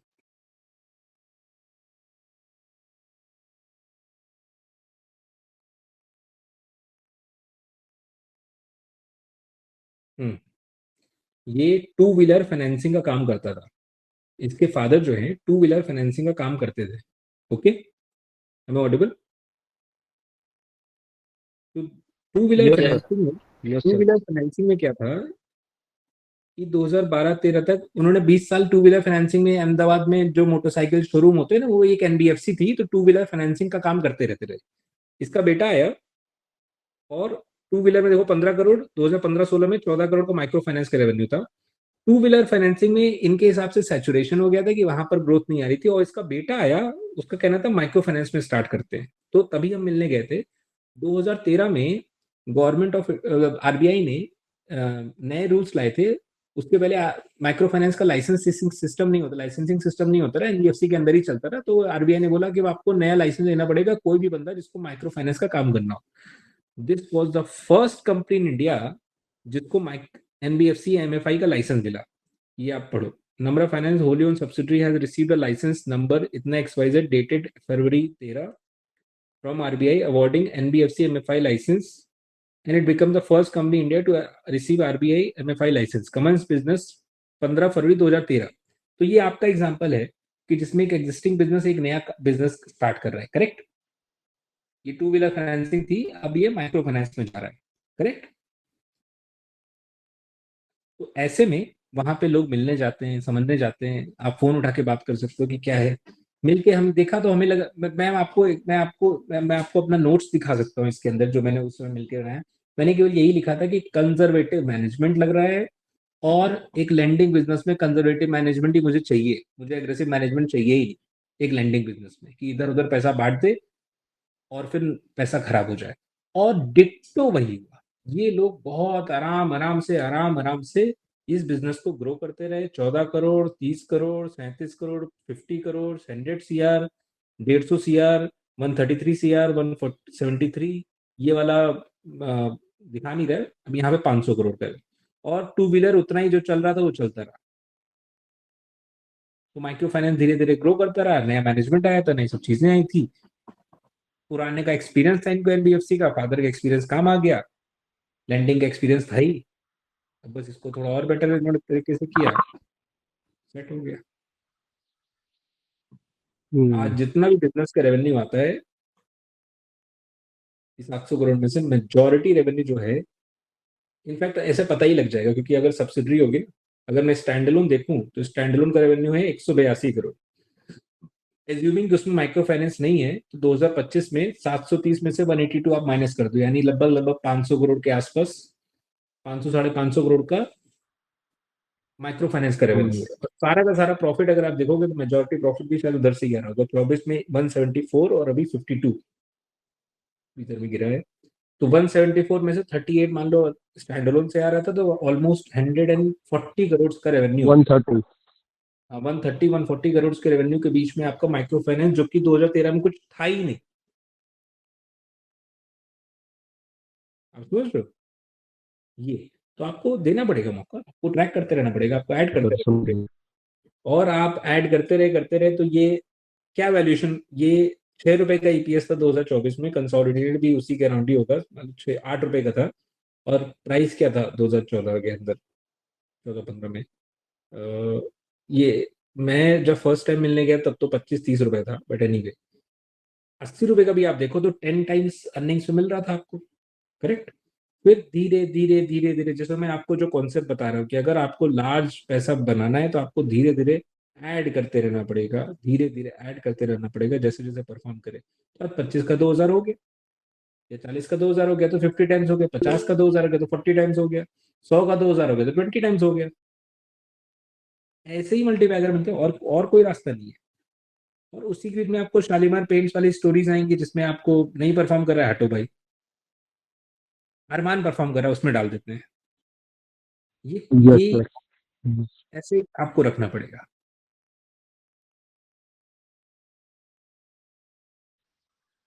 Done. Yes sir. Trilok ji. Hello. हाँ जी सर बोलिए। Good afternoon sir. Afternoon. Sir आपने जो अभी ये एग्जांपल दिया जैसे अमान फाइनेंस का, इसी से रिलेटेड मेरा क्वेश्चन था कि इस जर्नी के अंदर क्या होता है सर, इस साइकिल के अंदर बहुत बार स्टॉक्स ओवर वैल्यूड हो जाते हैं। ठीक है, हमें दिख रहा होता है कि जर्नी में टाइम है, बट क्योंकि ये मार्केट काफी ज्यादा उसको डिस्काउंट कर देता है फ्यूचर अर्निंग्स को, तो ऐसे टाइम में जैसा आपने बताया कि हम उसमें एड अप करते जाते हैं, और जब भी वो साइकिल्स के अंदर उसके प्रॉफिटेबिलिटी बढ़ती जाती है, हम धीरे धीरे उसमें ट्रांच ऐड अप करते जाते हैं। बट क्या होता है सर, कई बार साइकिल ऐसे होते हैं कि स्टॉक है ना अपने उसको डिस्काउंट कर देता है फ्यूचर अर्निंग्स को। उस टाइम में क्या डिसीजन लेने चाहिए, क्योंकि एक बार हम जब उससे एग्जिट कर जाते हैं तो फिर उसमें घुसना मुश्किल हो जाता है, या तो वो वापस उस जर्नी के अंदर हम कहीं और स्विचिंग करके कहीं और इन्वेस्ट कर देते हैं, एंड लेटर ऑन हम देखते हैं कि आज से 5 साल बाद या 3 साल बाद देखते हैं कि वो स्टॉक मल्टीबैगर बन गया है वहां से। तो आप ऐसी सिचुएशन में कैसे डील करते हैं सर? तो ये भी वही क्लासिक प्रॉब्लम है। जैसे कि मैंने शुरू से ही आपको बताया कि कोई भी इन्वेस्टर टू माय नॉलेज को किसी को भी इसका आंसर एग्जैक्टली नहीं पता रहता। अदरवाइज अगर सबको पता होता है कि डीमार्ट 5 गुना हो जाता तो राकेश झुनझुनवाला 50 करोड़ क्यों लगाता उसके अंदर, तो वो भी 500 1000 करोड़ डाल देता उसके अंदर। जब वो लिस्ट हुआ था, लिस्ट होने के बाद 5x हो गया। तो आपको अपने प्रोसेस पे स्टिक रहना पड़ेगा। क्या जब आपको लग रहा है कि फ्यूचर अर्निंग्स को बहुत ज्यादा डिस्काउंट कर रहे हैं, बट फ्यूचर अर्निंग को केवल डिस्काउंट कर रहे हैं, केवल वो आंसर नहीं होना चाहिए। आपका आंसर ये होना चाहिए कि फ्यूचर की अर्निंग्स की ग्रोथ अब स्लो डाउन हो जाएगी। जो पहले ये 50% क्वार्टर ऑन क्वार्टर या ईयर ऑन ईयर ग्रो कर रहा था, अब वो 20% पे ही आ जा रहा है। जब ये विजिबिलिटी आने लग जाए आपको, तब हाई ग्रोथ कंपनी आपको कंसोलिडेशन और आपको डी रेटिंग होने चालू हो जाएगी उसकी। तो आपको फर्स्ट चीज जो ध्यान रखना है वही देखना है कि जो इसकी ग्रोथ रेट है, अगर ये हाई पीई पे चल रहा है, फ्यूचर की अर्निंग डिस्काउंट हो रही है, तो क्या ये ग्रोथ रेट कब स्लो डाउन होना चालू होगा। कोई भी कंपनी 50% को ईयर ऑन ईयर पे ग्रो नहीं कर सकती है, बहुत सारी कंपनी 50% ईयर ऑन ईयर पे आपका 3 4 साल ग्रो कर सकती है, राइट। तो आपके 3 4 साल वाले पीरियड में आप बहुत अर्ली एग्जिट कर जाओगे तो पैसा नहीं मिलेगा, लेट एग्जिट करोगे तो लॉस में आ जाओगे। तो वो पीरियड आपको थोड़ा सा दिखने दिखने लग जाना चाहिए कि भाई अब ये ऐसा जोन आने वाला है जिसमें ये ग्रोथ रेट स्लो डाउन होगा। मैं ये नहीं कह रहा हूँ कि आप एग्जैक्ट बता ले जाओगे कि ग्रोथ रेट अब आपका 20% ही रह जाएगा, 15% रह जाएगा, बट आपको ये दिख रहा है कि आप स्लो डाउन होना चालू हो गया है। वो एक क्वार्टर आपको वेट करना है। वो एक क्वार्टर में हो सकता है आपका 20% प्राइस इरोड हो जाए, बट वहां से आपको पोजीशन एग्जिट करना या ट्रिम करना चालू कर देना पड़ेगा। जब वापस हायर ग्रोथ में आ जाए तो करना पड़ेगा। टेक्निकल्स में इसमें बहुत सारे चार्ट के पैटर्न से जो ऐसे पता लगा ही देते हैं। प्रीवियस हाई दोबारा क्रॉस करेगा तब आप एंट्री कर लेना। 20% नीचे आ गया, ग्रोथ स्लो डाउन हो गई है, आप वहां पे एग्जिट कर लो। वापस इसका हाई जब अच्छे से ब्रेक करेगा, जब वापस इसकी ग्रोथ वापस आने लग जाएगी, तब आप री एंट्री कर लो। Right sir. Basically sir problem क्या आती है, जैसे बीएसई जैसे स्ट्रक्चरल स्टोरी है, हमें समझ में आता है कि कहीं जाने वाला नहीं है, बट इतना यूफोरिक मूव आता है ना कभी कभी, मार्केट उसको इतना ज्यादा बढ़ा देता है कि वो विच इज नॉट सस्टेनेबल, वो दिखता है कि ये सस्टेनेबल नहीं है। उस टाइम में मतलब स्ट्रक्चरल स्टोरी होने के बावजूद भी हमें उसमें से एग्जिट करना पड़ता है ऐसे नहीं नहीं, स्टॉक्स में। बीएससी ऐसा नहीं कि केवल स्ट्रक्चरल स्टोरी है या स्ट्रक्चरल स्टोरी नहीं है। अल्टीमेटली जो भी उसमें पैसा आ रहा है वो वीकली ऑप्शंस और ये सब चीजों की वजह से आ रहा है, जिसमें ट्रांजेक्शन की फीस बहुत सारा होने लग जाती है agree agree ultimately. Agree. And वो चीजें अगर आगे चल के नहीं होंगी तो किसी को नहीं पता कि वो होंगी कि नहीं होंगी, बट अगर नहीं होगी तो वहां से वो डाउनफॉल तो उसका होगा ही। या अग्री। अगर वो और ज्यादा बढ़ने लग गया तो अपसाइड भी होगा, नो डाउट। और अब साइकिल में एक्स्ट्रापोलेट करना इजी है। आज आपको पता लग रहा है कि 90% लोग पैसा नहीं बना रहे हैं ट्रेडिंग करके ऑप्शंस में या ट्रेडिंग करके नॉर्मली। तो वो लोग कब तक करेंगे ये सब चीजें। हो सकता है वो आगे चल के वो सेगमेंट ऑफ जो रेवेन्यू जो बहुत ज्यादा फीस जहां से आ रही है वो बीएससी पास ना आए तो। अग्री अग्री, वो पॉइंट वैलिड है सर। बट जैसे कई बार स्टोरीज में ऐसा दिखता है कि हाँ इसके पास आगे का रनवे तो है, बट मार्केट ने उसको इतना ज्यादा यूफोरिक मूव में ले गया कि वो सस्टेनेबली दिखता नहीं है कि 200 200 300 का पीई चल रहा है किसी स्टॉक का। ठीक है, अभी उसमें रहे तो हमें ये है कि ड्रॉ डाउन हमें सामने होते हुए दिखेंगे उसके अंदर, फ्यूचर के अंदर। तो उस जगह उस वजह से उसमें से निकलना पड़ता है। बेसिकली जो ये ऐसे ट्रेड्स होते हैं ये वैल्यू इन्वेस्टिंग वाले ट्रेड्स नहीं होते, ग्रोथ इन्वेस्टिंग वाले भी ट्रेड नहीं होते। ये ट्रेंड मेकिंग स्ट्रैटेजीज होती है। इसमें आपने ट्रेंड के बेसिस में आपने एंट्री कर ली, ट्रेंड के बेसिस पे एग्जिट कर लिया। इसका एक ही रास्ता है, स्ट्रक्चरल स्टोरी इंटैक्ट होने के बावजूद भी आपको इसके अंदर टेक्निकल्स के बेसिस पे एंट्री और एग्जिट लेना पड़े, क्योंकि वैल्यूएशन और ग्रोथ जस्टिफाई नहीं कर रही है, as you rightly said 200 times पे चल रहा है, 300 टाइम्स पे चल रहा है, या 100 टाइम्स पे चल रहा है, आगे ग्रोथ आपको दिख नहीं रही है बट फिर भी ऊपर जा रहा है। तो वहां पर केवल फंडामेंटल्स आपकी हेल्प कर नहीं सकता। फंडामेंटल्स आपको बस ये हेल्प कर सकता है कि स्ट्रक्चरल ब्रांड रिमेन इंटैक्ट है कि नहीं इंटैक्ट है, ग्रोथ स्टोरी इंटैक्ट है कि नहीं इंटैक्ट है। कि अगर सेबी ने कई सारे चेंजेस कर दिए हैं जिसमें इसका रेवेन्यू गिर सकता है, फिर भी वापस ये प्राइस नीचे आ रहा है और आपको लग रहा है नहीं अब यहाँ से वापस खरीद लेते हैं, अब ये 100 टाइम्स के बजाय 50 टाइम्स पे हो गया है, तो वो आपको देखना पड़ेगा फंडामेंटल पर्सपेक्टिव से। Right sir, right. So done करते हैं। I think it was good discussion overall. मैं एक दो बार और ऐसे ट्राई करूंगा। आई होप कि सारी queries at least to some extent मैंने आंसर कर दी। Thank you for coming and explaining us and Yeah, up thank you. your That perspective. was a nice Thank level. you. Yeah. Thank you, Sanjay ji. Thank you so much. Thank you, sir. Thank you everyone and have a great day. Thank you, sir. Thank you. Same there. Bye.